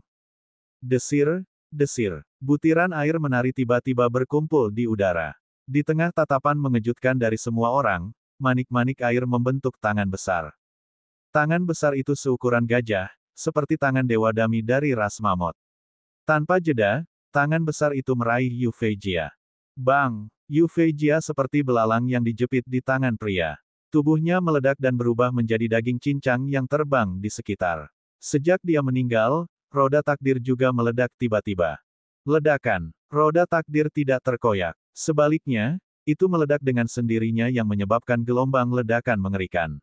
Ruang beriak. Gelombang kejam melonjak di air, melesat ke segala arah seperti tsunami terjadi. Plop, di bawah gelombang ledakan yang kuat, dua leluhur keluarga Ding dihancurkan dari nasib roda mereka dan jatuh. Tentu saja, mereka berdua mungkin juga jatuh karena rasa takut bahkan jika tidak ada gelombang ledakan. Mengerikan. Jiwa-jiwa Bai Qiuxue dan yang lainnya terkejut. Meskipun mereka mengikuti penjara tua surga, penjara Bai Qiuxue dan Bai Xias Huang pertama kali menyaksikan pemandangan yang menggetarkan jiwa seperti itu. Kecuali ada yang salah. Pikiran Bai Qiuxue dipenuhi dengan keraguan. Siapa prajurit kuat misterius ini? Jika itu penjara orang tua dari surga, dia tidak perlu bersembunyi. Dia seharusnya membunuh Yu Feijia di atas papan. Jika itu bukan penjara orang tua surga, lalu siapa dia? Bab 198. Desis. Orang-orang di kejauhan terengah-engah. Di masing-masing dari 3 kapal besi lapis baja berdiri lebih dari selusin prajurit yang kuat, yang ada di sini untuk melindungi tuan muda dan wanita muda mereka. Semua orang fokus pada situasi di Lulus. Mereka semua melihat tangan yang mengerikan, dan merasakan kekuatan di surga dan di bumi. Memang benar bahwa kekuatan tidak meninggalkan dampak pada mereka, tetapi tetap saja mereka merasakannya. Pada saat ini, pikiran semua orang terkejut. Realm Tuan Mulia, tidak. Zi Huanyu mengendalikan formasi Blossoms-nya untuk berhenti. Karena seorang prajurit di alam Dewa Mulia Danau Pulau Seribu telah bergerak dan membunuh Yu Feijia dengan satu tangan, mungkin yang berikutnya akan mati adalah Zi Huanyu jika dia terus menyerang Bai Leng. Siapa itu? Pikiran Zi Huanyu dipenuhi dengan keraguan serius. Hanya ada 2 prajurit realm Dewa Mulia di Danau Pulau Seribu, salah satunya adalah penjara orang tua surga dan yang lainnya adalah kepala patriark keluarga Bai. Jelas, itu bukan penjara orang tua surga. Dia seharusnya tidak melalui banyak masalah jika dia ingin membunuh Yu Feijia. Juga, itu tidak sejalan dengan karakternya untuk bergerak seperti ini. Mungkinkah kepala patriark keluarga Bai, Bai Si? Namun, tidak ada yang mendengarnya memahami force. Bang. Di lautan bunga-bunga di bawah, terdengar bunyi-bunyian yang teredam setelah 3 lelaki terbanting keluar dari ombak. Salah satu dari mereka sudah pingsan dengan darah yang keluar dari mulutnya. 2 lainnya tampak sangat pucat. Yu Feinong meraih patriark yang pingsan, mengendalikan roda nasibnya sendiri dan terbang ke arah utara dengan kecepatan tertinggi. Meskipun mereka berada di dalam lautan bunga, mereka bisa merasakan apa yang terjadi di luar. Yu Feinong melihat tangan terkondensasi keluar dari air dan itu membunuh Yu Feijia. Yu Feinong jelas bahwa jika dia tidak lari, semua orang akan mati di sini. Siapa yang berani bersaing dengan pejuang Rilem Lord Nobem? Desir, Bai Leng terbang keluar dari lautan bunga. Karena Zi Huanyu berhenti mengendalikan formasi bunga, tidak sulit bagi Bai Leng untuk keluar. Bai Leng berdiri di atas nasib roda 9 lapis. Alih-alih mengejar Yu Feinong dan yang lainnya, dia melihat ke arah Lu Li dengan kebingungan. Bai Leng adalah nomor 3 orang terpenting dari keluarga Bai. Dia akrab dengan dua pejuang Rilem Lord Nobem di keluarga Bai. Namun, pada saat ini, dia yakin, orang yang melakukan langkah itu pastilah bukan penjara orang tua surga, juga bukan Bai Si. Siapa itu? Kenapa dia mencoba menyelamatkan Lu Li? Rambut putih Bai Leng menari. Alisnya dirajut bersama karena dia tidak merasakan satu pun jejak sukacita. Sebaliknya, matanya dipenuhi dengan kilatan tekanan. Seorang prajurit misterius dari Rilem Lord Nobem tiba-tiba muncul di Danau Pulau Seribu, namun keluarga Bai belum menerima informasi tentang hal itu. Ini meresahkan Bai Leng. Keheningan ada di mana-mana. Lautan bunga perlahan menghilang di bawah Zi Huanyu. Semua orang memindai Lu Li dengan kekuatan psikis mereka, mencoba menemukan prajurit kuat misterius itu. Bahkan Bai Leng, dengan kekuatan psikisnya yang kuat, tidak dapat menemukan prajurit kuat yang bersembunyi di sekitar setelah dia memeriksa area dengan radius lebih dari 30 mil. Kemana dia pergi? Hanya ada dua kemungkinan jika dia tidak bisa mendeteksi keberadaan siapapun. Entah orang ini memiliki teknik tak terlihat yang sangat kuat, atau dia langsung pergi melalui dasar danau setelah dia bergerak. Wosh! Wosh! Dinggui telah terbang ke kapal besi lapis baja dengan Lu Li, bersama dengan dua patriark lainnya dari keluarga Ding. Setelah beberapa pertimbangan, Bai Qiuxue memberi perintah tegas, pergi. Tempat ini terlalu tidak aman. Hanya setelah mereka masuk jauh ke dalam lingkup Pulau Seribu Pulau mereka benar-benar aman. Tidak peduli siapa prajurit yang kuat itu, setidaknya mereka tidak memiliki bahaya sekarang. Bai Leng hanya bisa memiliki ruang untuk maju atau mundur setelah mereka pergi. Dinggui mengambil alih kapal besi lapis baja dan dengan cepat terbang. Mereka segera menghilang ke kejauhan. Kali ini, itu Zi Huanyu yang berada di tanduk dilema. Orang-orang keluarga Yu telah melarikan diri, jadi haruskah dia tinggal atau pergi? Jika dia tinggal, dia mungkin terbunuh. Tapi Zilian belum keluar jadi tidak baik baginya untuk pergi juga. Kemudian 1/10 lelaki tua keluar, mengguncang bumi. Semua prajurit yang kuat mencoba menemukan sumber suara dengan kekuatan psikis mereka tetapi bahkan Bai Leng tidak dapat menemukannya. Sebuah suara tua segera mengucapkan kata-kata, semua prajurit yang bukan milik Danau Pulau Seribu, keluar. Jika Anda mengganggu budidaya pintu dekat saya lagi, saya akan membunuh Anda tanpa pertanyaan yang diajukan. Suara itu terdengar serak, samar-samar terlihat dan agak dalam dan kasar. Tidak ada yang tahu dari mana asalnya. Itu seperti suara turun dari surga, jelas bergema di telinga semua orang. Desir, desir, desir. Zi Huanyu dan semua prajurit dari kapal besi lapis baja langsung terbang dan bergegas menuju tebing api penyucian. 3 kapal lapis baja besi berkilau dan terbang keluar dari Danau Pulau Seribu. Siapa yang berani memprovokasi seorang prajurit tua yang aneh dari alam Tuan Mulia? Jika mereka tinggal lebih lama di Danau Pulau Seribu, mereka akan menjadi Yu Feijia berikutnya. Bai Leng tetap diam. Dia ragu. Suara aslinya sulit dikatakan karena fakta bahwa itu tidak jelas. Siapa itu? Apakah dia benar-benar seorang lelaki tua aneh yang menghabiskan bertahun-tahun dalam kultivasi tertutup sebagai pertapa dari masyarakat? Apakah dia kesal karena seseorang yang bukan dari Danau Pulau Seribu melakukan kekerasan di sini sehingga dia membuat langkah untuk menakuti mereka? Bai Leng tidak takut pada pria ini. Dia bisa tahu dari langkah yang dilakukan pria itu sekarang bahwa dia baru saja mencapai alam dewa mulia. Bahkan Bai Si bisa dengan mudah menekannya, apalagi penjara orang tua surga. Terlebih lagi, kekuatan yang dimilikinya belum terlalu kuat. Selain itu, pria misterius itu terdengar seperti dia juga milik Danau Pulau Seribu. Bagaimana dia melakukan sesuatu yang dianggap buruk di sini? Teknik yang tak terlihat dari pria ini adalah yang terbaik. Bai Leng berusaha menemukannya lagi dan lagi. Tetap saja, dia tidak bisa melihat sehingga dia menyerah. Lagi pula, Itu adalah Danau Pulau Seribu yang menang kali ini. Dua prajurit keluarga Yu kehilangan nasib roda mereka karena Bai Leng. Praktis, dua prajurit dari alam abadi dihancurkan. Yu Feijia terbunuh dengan satu gerakan oleh seorang prajurit yang kuat dan misterius. Secara total, 3 prajurit dari alam abadi meninggal. Ada juga patriark keluarga muda yang jenius Yu Lingsu. Keluarga patriark keluarga Yu akan sangat kesal kali ini. Adapun balas dendam dari keluarga Yu dan kerajaan marsial surga. Bai Leng sama sekali tidak khawatir tentang itu. Jika ketiga keluarga kerajaan berani membalas dendam di Danau Pulau Seribu, mereka perlu membawa prajurit yang kuat dan membunuh semua yang ada di Danau Pulau Seribu. Selama Danau Seribu Pulau masih di sini selama 1 hari, ketiga keluarga kerajaan akan memiliki 1 hari lagi penghinaan.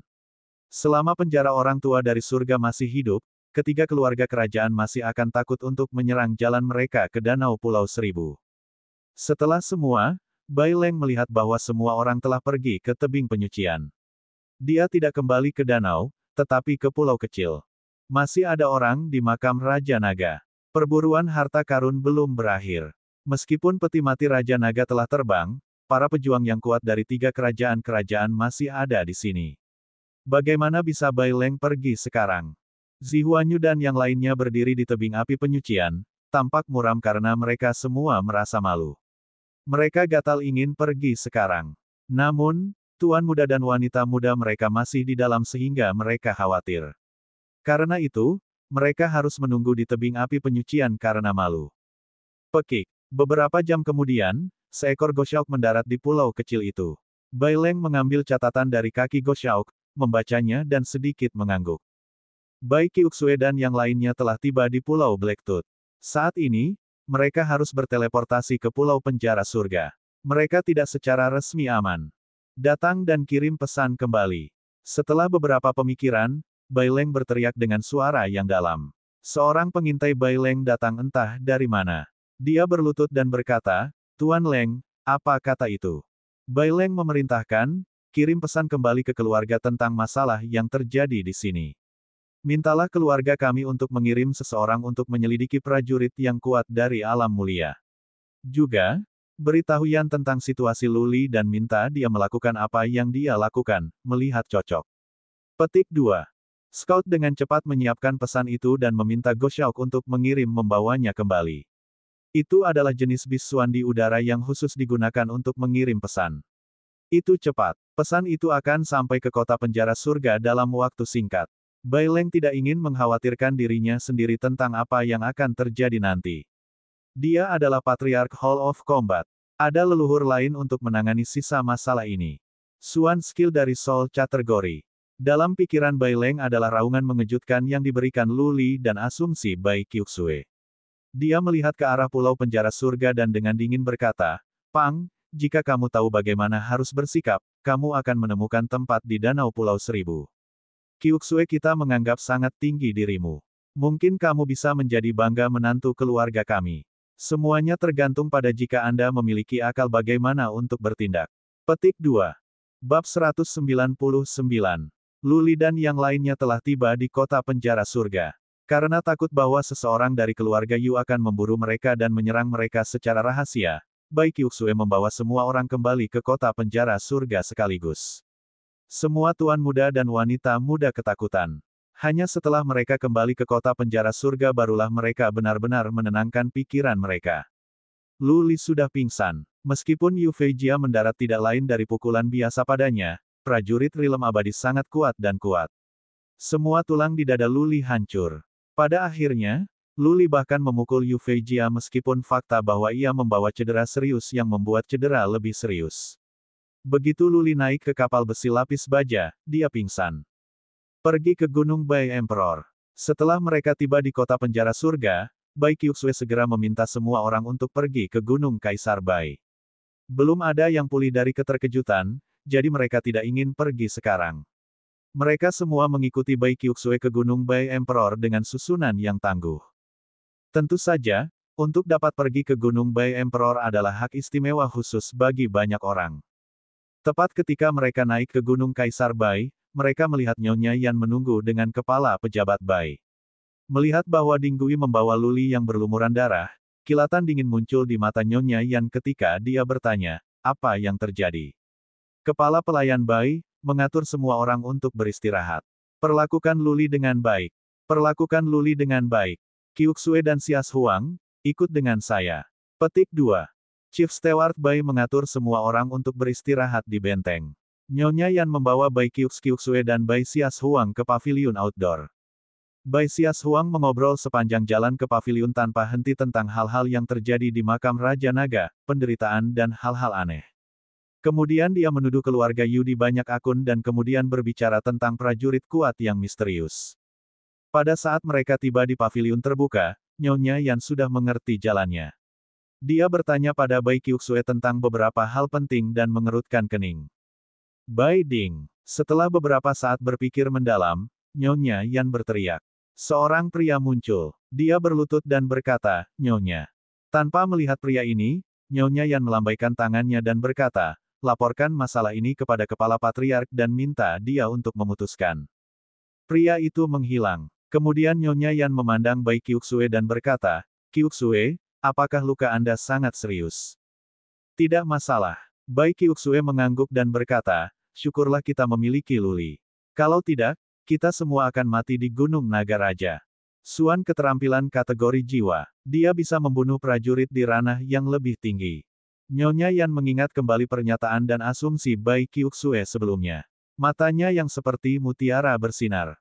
Dia tersenyum dan berkata, pemuda ini telah mengejutkan saya sekali lagi. Sungguh benar memintanya untuk pergi bersamamu. Melihat bahwa Nyonya Yan tidak membuat pengaturan lebih lanjut, Bai Xias Huang cemberut dan berkata, Bibi, mengapa Anda tidak meminta keluarga kami untuk mengirim seseorang untuk membunuh Yu Feinong? Mereka begitu sombong dan mereka melakukan kekerasan di Pulau Seribu. Lake, mereka pada dasarnya mengabaikan keluarga Bai. Petik 2. Nyonya Yan memutar matanya. Dia membelai rambut Bai Xias Huang dan menjawab sambil tersenyum, kali ini, Paman Lengmu menghancurkan 2 prajurit keluarga Yu dan 1 lagi terbunuh. Apa lagi yang kamu inginkan? Yu Lingsu bahkan mati di tangan Luli. Bai Xias Huang tidak akan menerima penjelasan ini terutama ketika dia mendengar kalimat terakhir. Dia berdiri tiba-tiba dan berkata, Yu Lingsu dirasuki setan dan dia bahkan ingin membunuh saudara perempuanku dan Si Lian dan yang lainnya. Luli membunuhnya adalah perbuatan baik. Selama mereka menggunakan kekerasan di Danau Pulau Seribu, mereka yang salah. Mereka bahkan mengirim beberapa untuk melawan Paman Leng. Haha. Petik 2. Nyonya Yan tidak setuju. Dia memikirkannya dan berkata, oke, saya mengerti semuanya. Anda kembali dan beristirahat. Saya akan berdiskusi dengan Chief Patriark dan membuat pengaturan lebih lanjut. Nyonya Yan bangkit dan berjalan keluar. Dalam perjalanan keluar, dia tiba-tiba berbalik dan bertanya pada Bai Qiuxue, Qiuxue, apa yang Anda pikirkan tentang Luli? Apakah Anda pikir kami dapat memintanya untuk menjadi anggota keluarga kami? Melihat penampilan Madam Yan yang penuh arti dengan senyum tipisnya, gadis yang cerdas seperti dia, Bai Qiuxue mengerti apa yang sebenarnya dimaksudkan oleh Nyonya Yan. Dia menjawab dengan merona, Bibi, jika kamu ingin mengundangnya, lakukan saja. Mengapa kamu bertanya padaku? Bai Xias Huang, di sisi lain, adalah semacam orang yang bodoh, tentu saja, terutama orang bodoh. Dia berkata dengan mata terbuka lebar, iya. Meskipun kadang-kadang Luli bisa jahat, dia agak kuat. Akan lebih baik jika dia adalah seorang pejuang garis keturunan. Haha. Petik 2. Nyonya Yan langsung pergi sambil tertawa. Bai Qiuxue tenggelam dalam pikirannya. Dia bergumam dengan suara yang hanya bisa didengar oleh dirinya sendiri. Nenek moyang kita mengatakan bahwa kita ditakdirkan untuk menikah dengan pejuang alam manusia yang berdaulat. Luli, mungkin tidak. Kakak, apa yang kau gumamkan? Pikiran Bai Xias Huang sederhana dan bebas perawatan. Dia membentangkan tubuhnya dan berkata, ayo kembali. Kami sangat lelah akhir-akhir ini. Aku ingin mandi panjang dan makan besar. Yang bisa kau pikirkan hanya makan saja. Bai Xias Huang marah beberapa saat yang lalu dan sekarang dia semua bahagia. Bai Qiuxue benar-benar tidak tahu harus bereaksi bagaimana. Dia berkata, jika kamu menjadi gemuk, bagaimana kamu bisa menikah nanti? Bai Xias Huang mendorong dadanya ke depan dengan bangga dan menjawab, tidak perlu takut. Nenek moyang kita menghitung kekayaan kita. Kita ditakdirkan untuk menikah dengan pejuang dari alam manusia yang berdaulat. Bagaimana kita tidak bisa menikah? Manusia berdaulat. Bai Qiuxue menghela nafas. Apakah kekayaan ini akurat? Mungkinkah ada prajurit lain dari alam manusia berdaulat dari gurun utara? Waktu berlalu. Segera, beberapa hari telah berlalu. Ada orang yang keluar dari makam Raja Naga. Zilian dan Ye Yuhan semua keluar dengan prajurit mereka. Du Ziling berada dalam kondisi yang lebih buruk. Hanya setelah 3 hari penuh, kelompoknya keluar dengan pincang dan saling mendukung. Kaki dan tangan setiap tuan muda patah oleh Luli. Semua tulang di dada mereka retak. Meskipun mereka memiliki pelet tingkat atas, masih perlu waktu sebelum mereka pulih sepenuhnya. Kali ini, setiap tim menemukan sesuatu selama perburuan harta karun. Zilian, Ye Yuhan, Du Ziling dan Ye Longyu telah naik ke Gunung Raja Naga sehingga mereka semua mendapatkan sesuatu. Sayang sekali, meskipun semua harta karun terbaik berada di dalam peti mati Raja Naga yang terbang menjauh. Secara alami, nanti, semua keluarga akan mengirim seseorang untuk masuk dan melakukan pencarian menyeluruh untuk melihat apakah ada harta yang tersisa. Ini adalah pengalaman yang sangat baik dari pemberdayaan bagi tuan muda dan wanita muda dari pasukan. Terlebih lagi dengan labirin yang telah memperkuat pikiran semua orang. Ini akan sangat bermanfaat bagi perkembangan masa depan mereka. 3 kapal besi lapis baja semuanya pergi sehingga Bai Leng juga pergi. Perburuan harta sekarang secara resmi berakhir. Banyak pengintai keluarga Bai dikirim ke lokasi, berusaha mencari keberadaan prajurit kuat yang misterius itu. Keluarga Bai bahkan meminta informasi sekitar, mencoba untuk membangun identitas pria ini. Namun, jika Bai Leng tidak bisa menemukan prajurit kuat misterius itu, bagaimana bisa para pengintai? Mereka kembali dengan banyak informasi, namun identitas pria ini tidak dapat dipecahkan. Setelah seorang prajurit mencapai alam abadi, hidupnya akan lebih dari 2000 atau 3000 tahun. Jika beberapa prajurit tua yang aneh telah berkultivasi di tempat terpencil, siapa yang dapat mengatakan identitasnya dengan fakta bahwa begitu banyak pejuang yang kuat telah muncul selama 2000 atau 3000 tahun di Danau Pulau Seribu? Berita tentang pertarungan di tebing Purgatori menyebar ke seluruh Danau Seribu Pulau dan Gurun Utara dalam 2 atau 3 hari. Danau Seribu Pulau direbut dalam sensasi yang sangat besar. Nama Luli pergi ke setiap sudut Danau Pulau Seribu dan dia mendapat perhatian dari semua pasukan. Setelah semua, pertarungan dimulai karena Luli. Pesta yang terlibat, Luli, sudah bangun beberapa waktu lalu. Tapi dia masih membutuhkan waktu agar lukanya sembuh. Luli telah tinggal di Gunung Bai Emperor selama beberapa hari ini. Bai Qiuxue dan Nyonya Yan tidak datang mengunjunginya.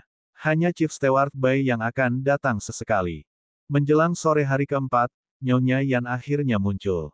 Dia mengenakan gaun merah menggairahkan yang menyoroti kulitnya yang halus dan kemerahan. Gaun itu sangat ketat sehingga tubuhnya yang sempurna terlihat. Setelah Nyonya Yan masuk, dia memandang Luli yang duduk di tempat tidur sambil tersenyum dan berkata langsung tanpa berbelit-belit, "Aku, Bai Yan, sekarang mengulurimu undangan resmi atas nama keluarga Bai. Luli, jika Anda dapat bergabung dengan klan eksternal keluarga Bai akan melelahkan cara kami dalam melatih dan mendidik Anda. Dalam 10 tahun, Anda dapat melakukan apa saja yang Anda inginkan, di sekitar seluruh Danau Pulau Seribu." Petik 2. Bab 200. Ini adalah kedua kalinya Luli direkrut. Terakhir kali, Liu Yi yang memperpanjang undangan resmi atas nama keluarga Liu. Kedua undangan itu sama-sama tulus dan tawarannya sangat mengundang. Melakukan apa yang diinginkannya setelah 10 tahun di Danau Pulau Seribu. Kata-kata itu menggoda. Memang, Danau Pulau Seribu bukan tempat yang besar, tetapi itu adalah kekuatan lokal, yang bisa bersaing dengan surga kerajaan dingin, kerajaan bela diri surga dan kerajaan frigid surga. Melakukan apa yang diinginkannya, itu artinya dia bisa menjadi bos besar Danau Pulau Seribu. Terlepas dari beberapa prajurit yang kuat dari keluarga Bai, Luli tidak perlu khawatir membuat marah siapapun. Dia bisa hidup dengan bebas. Dia bahkan bisa memiliki kesempatan untuk menikahi wanita muda keluarga Bai dan menjalani kehidupan yang luar biasa. Apakah Luli akan tertarik? Jika dia tidak menemukan identitasnya, jika Luling tidak dibawa ke Qian Plains, mungkin dia akan sangat tertarik. Namun pada saat ini, dia tidak ragu-ragu dan pikirannya kuat. Luli sedang berpikir keras, bukan untuk mempertimbangkan apakah dia harus bergabung dengan keluarga Bai atau tidak, tetapi untuk mencari cara untuk menurunkan Nyonya Yan. Tidak mungkin dia bisa mengungkapkan identitas aslinya. Dia belum mengetahui siapa musuh ayahnya di Gurun Utara. Untuk mengungkapkan identitasnya akan terlalu berisiko. Tentu saja, keluarga Bai bukanlah orang yang tersinggung. Dia masih perlu tinggal di Danau Pulau Seribu. Begitu dia pergi sekarang, dia akan terbunuh. Setelah beberapa pertimbangan, Luli hanya datang dengan satu metode, untuk berhenti. Dia mendongak ke wajah Madam Yan yang sangat cantik dan berkata dengan serius, "Nyonya Yan, saya minta maaf, tetapi saya belum mau bergabung dengan keluarga besar manapun. Tentu saja, saya akan mempertimbangkan tawaran Anda dengan sangat hati-hati. Saya tidak akan meninggalkan Danau Pulau Seribu, juga tidak akan bergabung dengan keluarga lain. Bisakah Anda memberi saya waktu?" Petik 2. Waktu. Nyonya Yan mengerutkan kening karena dia tidak mengerti. Luli mengharapkan penawaran yang lebih tinggi. Atau dia hanya mengulur waktu. Nyonya Yan sangat canggih. Segera, dia mengangguk dan berkata, "Luli, sembuhkan lukamu dengan baik. Gerbang keluarga Bai akan selalu terbuka untuk Anda. Anda tidak perlu khawatir tentang keluarga Liu. Jika Anda bergabung dengan keluarga Bai, kami akan memastikan bahwa keluarga Liu ada di tangan yang baik. Apakah mereka ingin berkembang sendiri atau menjadi bagian dari keluarga Bai, kita bisa membahasnya." Petik 2. Nyonya Yan menambahkan setelah beberapa pemikiran, "Luli, kamu bisa menyebutkan kondisimu. Selama tidak keterlaluan, kita bisa membicarakannya." Luli bertanya, "Bisakah kamu memberi saya contoh?" Dia ingin mengulur waktu, tetapi dia tidak bisa membiarkan Nyonya Yan melihatnya. Jadi dia berencana untuk memberi Nyonya Yan harapan sehingga dia tidak akan mencoba menghancurkan Pulau Jahat Darah. Nyonya Yan menjawab sambil tersenyum, "Contoh. Status, materi mistik, keterampilan Suan, artefak Suan. Sumber daya. Kita dapat membahas apapun yang Anda inginkan. Bahkan mungkin bagi Anda untuk menikahi seorang wanita muda dari keluarga dekat." Wanita muda. Gagasan ini membuat Luli jijik. Keluarga besar semuanya seperti ini. Para wanita muda dari keluarga dekat dapat dijual atau diberikan kepada orang lain kapan saja tanpa perasaan sulit. Itu seperti perdagangan kotor yang paling parah. Tiba-tiba, jejak menggoda merayap ke sudut mulut Luli. Dia menatap wajah Madam Yan yang sangat cantik dan bertanya, "Jika aku ingin menikahi Nyonya Qiuxue dan Nyonya Xias Huang, apakah itu akan baik-baik saja?" "Tidak untuk ini," jawab Nyonya Yan sambil memutar matanya, "keduanya adalah favorit nenek moyang kita. Nenek moyang kita pernah melihat kekayaan mereka dan mereka ditakdirkan untuk menikah dengan prajurit dari alam manusia yang berdaulat. Apakah Anda pikir Anda dapat mencapai alam manusia yang berdaulat?" Petik 2. Haha, Luli tersenyum mengejek. Kata-kata Nyonya Yan ramah, tapi dia menunjukkan dengan jelas bahwa identitas dan status Luli berada di bawah Bai Qiuxue dan Bai Xias Huang. Kedua saudara kembar itu memiliki bloodline peringkat ke-7. Luli bukan satu, menilai dari penampilannya. Ini adalah perbedaan antara angsa dan kodok. Luli punya ide. Dia tiba-tiba menatap tubuh Nyonya Yan yang mempesona dan berkata, "Jadi, bagaimana jika aku ingin kamu? Apakah itu baik-baik saja?" Kilau dingin melintas di mata Nyonya Yan. Dia menjadi marah karena insting. Apakah Luli menjadi sedikit terlalu nyaman menggoda dengannya? Bocah lelaki ini telah melupakan dirinya sendiri dan benar-benar berpikir dia penting. Tapi Nyonya Yan benar-benar tahu bagaimana harus bersikap. Pada waktu hanya untuk satu tarikan nafas, rasa dingin di matanya telah menghilang. Sebagai gantinya, dia tersenyum ramah. Matanya berkilauan dengan rayuan dan suaranya menjadi sangat lembut dan indah. "Luli, bukan aku yang tidak memberimu kesempatan. Jika dan ketika kau bisa memenangkanku dalam perkelahian, aku akan menjaga pintu kamar kerjaku tetap terbuka, untukmu selalu. Bagaimana dengan itu?" Petik 2. Luli menjawab dengan senyum di wajahnya, "Di kerajaan manakah kamu, Nyonya? Apa jenis garis keturunan?" "Tahap awal dari alam abadi dan bloodline tingkat 6. Jawab Nyonya Yan dengan bangga. "Baik." Luli mengangguk dengan berat dan berkata, "Nyonya, tunggu saja. Saya akan pergi ke kamar kerja Anda dalam 3 atau 5 tahun pasti." Kamu ambisius." Nyonya Yan berjalan keluar, mengayunkan pinggangnya yang ramping.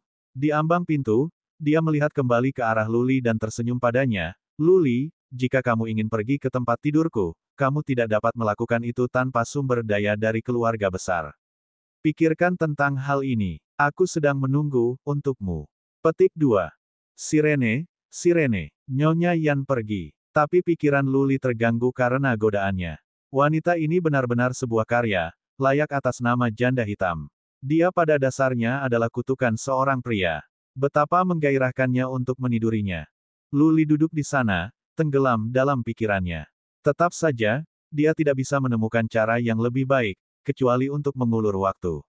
Dia tidak akan menolak atau bergabung dengan keluarga Bai. Dia akan memikirkan sesuatu ketika keluarga Bai memutuskan untuk menekannya karena mereka kesal. Dia telah menyelamatkan hidup Bai Qiuxue. Jadi, keluarga Bai tidak akan berurusan dengannya begitu cepat. Luli berhenti merawat lukanya sekarang karena pikirannya sibuk. Dia meninggalkan masalah skill garis naga roar ke samping juga. Dia jelas tahu bahwa dia masih tidak akan mengetahuinya bahkan jika dia menghancurkan otaknya.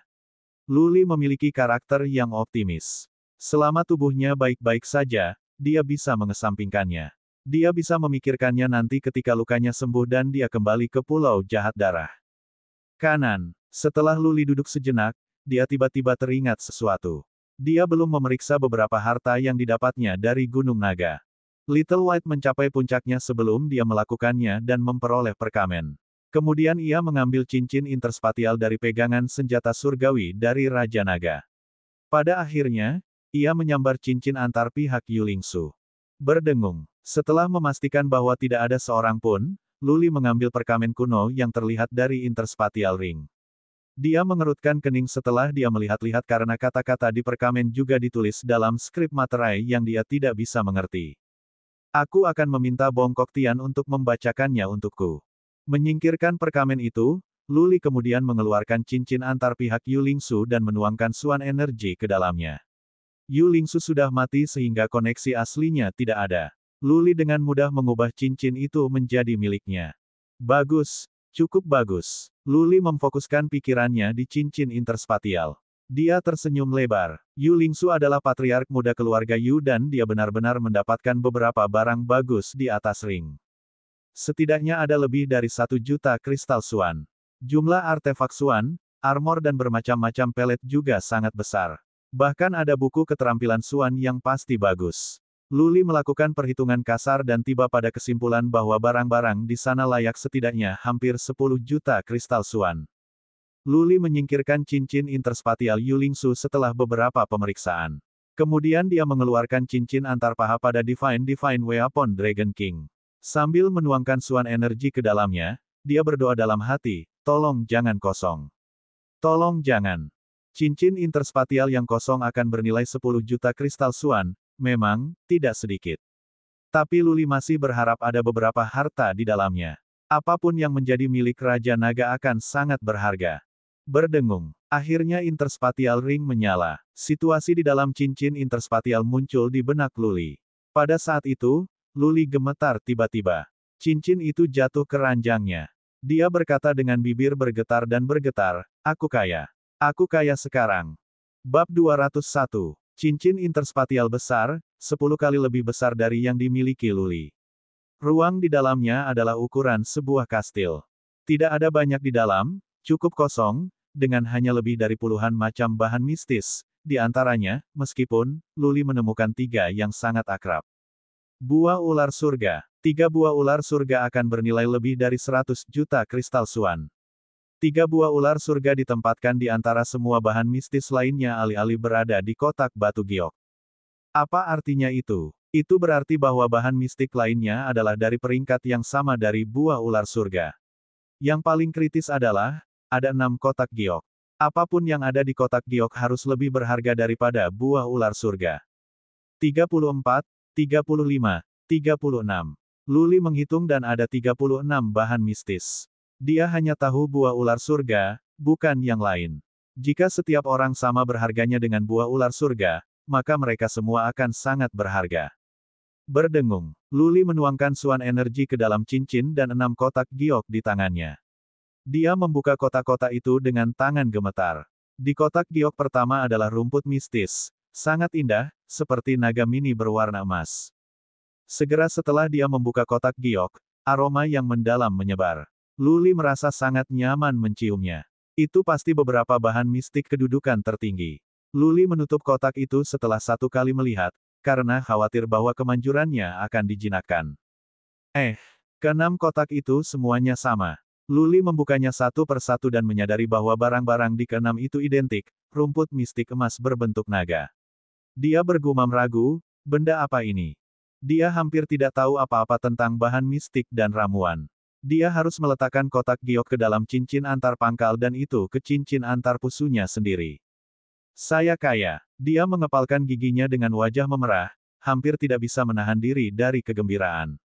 Hanya 3 buah surga serpen akan bernilai lebih dari 100 juta kristal suan, apalagi semua bahan mistis lainnya digabungkan. Nilai nyata dari bahan mistik di lingkaran antar ruang akan sulit untuk diperhitungkan. Cincin interspatial dari Divine Weapon of Dragon King benar-benar adalah harta yang berharga. Luli mengangguk. Kemudian dia memikirkan sesuatu, cincin interspatial yang tergantung pada pegangan senjata surgawi, apakah sengaja diletakkan di sana oleh beberapa iblis? Mencoba merayu seseorang untuk mencoba mengeluarkan senjata surgawi. Semua harta yang tersembunyi ada di peti mati Raja Naga. Berapa banyak harta yang ada di sana? Itu di luar imajinasi. Luli menghela nafas, merasa kasihan. Jika bukan karena setan, semua harta mungkin menjadi miliknya. Yang telah dibilang, Bai Qiuxue, Du Ziling, dan Zilian telah mencapai puncaknya terlebih dahulu. Tanpa iblis, Du Ziling dan yang lainnya mungkin akan mendapatkan semua harta karun. Luli tidak akan mendapatkan apapun. Ini bagus, sangat bagus. Luli merasakan perjalanan ke makam Raja Naga itu memuaskan, bahkan jika dia memprovokasi keluarga Yu. Tidak mungkin keluarga Yu akan mengirim pembunuh ke Danau Pulau Seribu. Itu akan benar-benar membuat marah penjara tua surga dan keluarga Yu bisa menghadapi kehancuran total. Kanan, Luli kemudian memikirkan prajurit yang kuat dan misterius, keraguan mengisi pikirannya. Chief Steward Bai memberitahunya apa yang terjadi kemudian. Namun, dia merasa ada sesuatu yang tidak benar. Jadi dilihat dari kelihatannya, ada beberapa orang tua yang aneh dalam budidaya pintu tertutup di danau. Lalu Bai Leng dan yang lainnya yang bertarung di sana memperingatkan si tua aneh. Tepat pada saat Luli hendak dibunuh, orang tua aneh itu tidak tahan lagi sehingga dia melakukan serangan acak dan mengejutkan semua orang di sana. Apa yang dikatakan orang tua aneh itu pada akhirnya tidak terdengar oleh Luli sejak saat itu dia pingsan. Chief Steward Bai memberitahu Luli tentang itu nanti. Luli masih merasa itu tidak masuk akal. Apakah dia benar-benar beruntung? Kebetulan orang aneh tua itu bertani secara tertutup di dasar danau. Lalu orang tua yang aneh itu berada di alam Noble Lord. Dan dia membenci ketidakadilan sebagai musuhnya. Selain itu, dia tidak bisa melihat orang dari luar menggertak orang-orang di Danau Pulau Seribu. Jika orang tua aneh ini sangat membenci ketidakadilan, tidak mungkin tidak ada yang mendengar apapun tentangnya selama bertahun-tahun. Menurut kata-kata kepala pejabat Bai, keluarga Bai tidak mendapatkan informasi tentang orang tua yang aneh ini. Seorang prajurit yang kuat dari alam mulia, seorang yang telah merasakan kekuatan, dan dia tetap tidak dikenal. Bagaimana dia bisa tetap rendah seperti itu? Ini tidak benar. Bagaimana jika itu bukan suatu kebetulan? Jadi, mungkinkah itu dilakukan dengan sengaja? Yang ini berusaha menyelamatkannya. Masalah ini akan terbebani dengan lebih banyak keraguan dalam kasus ini. Dia tahu tidak ada prajurit dari Realm Lord Nobeem. Bahkan prajurit paling kuat di Qian Phoenix Rache dan Mammoth Rache hanya di puncak alam abadi. Lalu ada kemungkinan lain. Apakah pria ini ditinggalkan oleh ayahnya Lu Ren Huang untuk menyelamatkannya? Itu tidak masuk akal. Luli telah berada dalam banyak masalah dan Lu Ling bahkan meninggal satu kali. Jika Lu Ren Huang mengatur seseorang untuk melindungi mereka, lalu mengapa dia tidak melakukan sesuatu sebelumnya? Mengapa dia tidak muncul malam di Kabupaten Wuling ketika Luling dibakar sampai mati? Dia tidak tahu ini. Luli lagi merasa masalah itu penuh dengan misteri. Dia merasa ada rahasia besar yang terkubur dalam masalah ini. Namun pada saat ini, dia tidak memiliki kekuatan yang cukup untuk menembus tabir. Dia punya perasaan bahwa ketika kekuatannya mencapai tahap tertentu, mungkin dia bisa menyelesaikan semua misteri. Tidak banyak yang tersisa untuk dipikirkan. Luli fokus pada penyembuhan lukanya, meninggalkan semua hal yang berantakan. Semuanya selalu berubah dengan baik. Adapun apa yang akan terjadi selanjutnya, dia akan mengambil tindakan sesuai dengan situasi aktual. Setidaknya dia punya jalan keluar sekarang karena dia bisa masuk ke dunia kecil Cian Phoenix Rache. Setelah penyembuhan selama setengah hari, beberapa pelayan mengirim beberapa makanan lezat di malam hari. Chief Steward Bai pergi dan memeriksanya sekali lagi, dengan sikap yang baik. Luli bisa berdiri setelah kenyang. Beberapa pembantu membantunya ke kamar mandi di mana ia mandi luar biasa. Para pelayan bahkan menawarkan untuk membantunya di kamar mandi, yang dia bilang tidak. Segar dengan mandi, Luli merasa lukanya semakin membaik setelah beberapa hari pemulihan. Dia pikir dia bisa kembali ke Pulau Jahat Darah setelah 3 atau 5 hari. Karena dia tidak pernah benar-benar berpikir untuk bergabung dengan keluarga Bai, Luli merasa tidak nyaman tinggal di sini. Dia bercita-cita untuk kembali ke Pulau Evil Darah sesegera mungkin untuk meminta Hun Baektian untuk melihat gulungan dan perkamen. Dia juga ingin menemukan beberapa file secara rahasia untuk mengidentifikasi materi mistik di cincin antar ruang dan rumput berbentuk naga emas di kotak giok. Luli kembali ke kamarnya setelah dia berkeliling di sekitar kastil. Little White terbangun dari tidurnya dan Luli memberi makan Fire Jade Spars yang Little White melahapnya dengan gembira. Tuan Lu, beberapa pelayan tiba-tiba masuk ke merepotkan, Lady Kyuxue ada di sini untuk melihat Anda. Apakah Anda ingin melihatnya di kamar Anda atau di luar? Di luar, Luli bisa berjalan sekarang. Dia merasa malu menerima tamu di kamarnya sendiri. Dia berjalan perlahan, dan ditunjukkan ke kamar samping oleh pelayan. Bai Kyuxue sedang duduk di sana, mengenakan gaun kuning muda dengan tali di sekelilingnya. Di telinganya ada 2 manik-manik ungu, dan dia mengenakan kalung permata ungu. Perhiasan itu cocok dengan matanya. Luli tidak bisa mengalihkan pandangan darinya begitu dia masuk. Melihat Luli berjalan masuk dan tiba-tiba berhenti di pintu, menatapnya dengan terus terang, Bai Kyuxue merasakan wajahnya memerah. Di bawah cahaya lilin, dia terlihat sangat cantik, tidak ada duanya. Pelayan itu berani tidak membuat Lulu takut. Setelah waktu untuk 2 napas, Luli kembali tenang. Dia terbatuk ringan dengan malu dan berkata, "Maaf, Nona Kyuxue, Anda begitu memukau malam ini. Saya lupa sopan santun." Itu bukan berita untuk Bai Kyuxue untuk mendengar pujian seperti ini. Namun kali ini, dia merasakan sesuatu yang tidak biasa. Dia biasanya akan sangat percaya diri dalam menangani situasi seperti ini. Namun, saat ini, dia tidak tahu harus berkata apa, selain mengangguk dengan memerah. Luli berjalan ke kursi di sebelah Bai Kyuxue dengan bantuan pelayan dan duduk. Pelayan itu mundur setelah dia menyajikan teh. Luli tidak menahan diri. Dia menyesap teh dan berkata, "Nona Kyuxue, Anda luar biasa malam ini. Saya berbicara dari hati saya. Dan, apa yang ingin Anda bicarakan dengan saya?" Melihat bahwa Luli bertindak begitu bebas dan matanya jernih seperti air, Bai Kyuxue terkejut bahwa dia tidak merasa sakit atau terlalu berhati-hati sama sekali. Jadi Luli tidak memiliki perasaan romantis padanya. Hanya kekaguman murni. Kalau tidak, mengapa dia bertindak seperti semua tuan muda lainnya? Ketika semua tuan muda lainnya duduk di sebelahnya, mereka begitu tegang dan akan menahan napas karena takut bahwa mereka mungkin mengatakan sesuatu yang salah. Atas pemikiran ini, Bai Kyuxue merasa sedikit kecewa. Untuk pertama kalinya, dia ragu tentang pesonanya sendiri.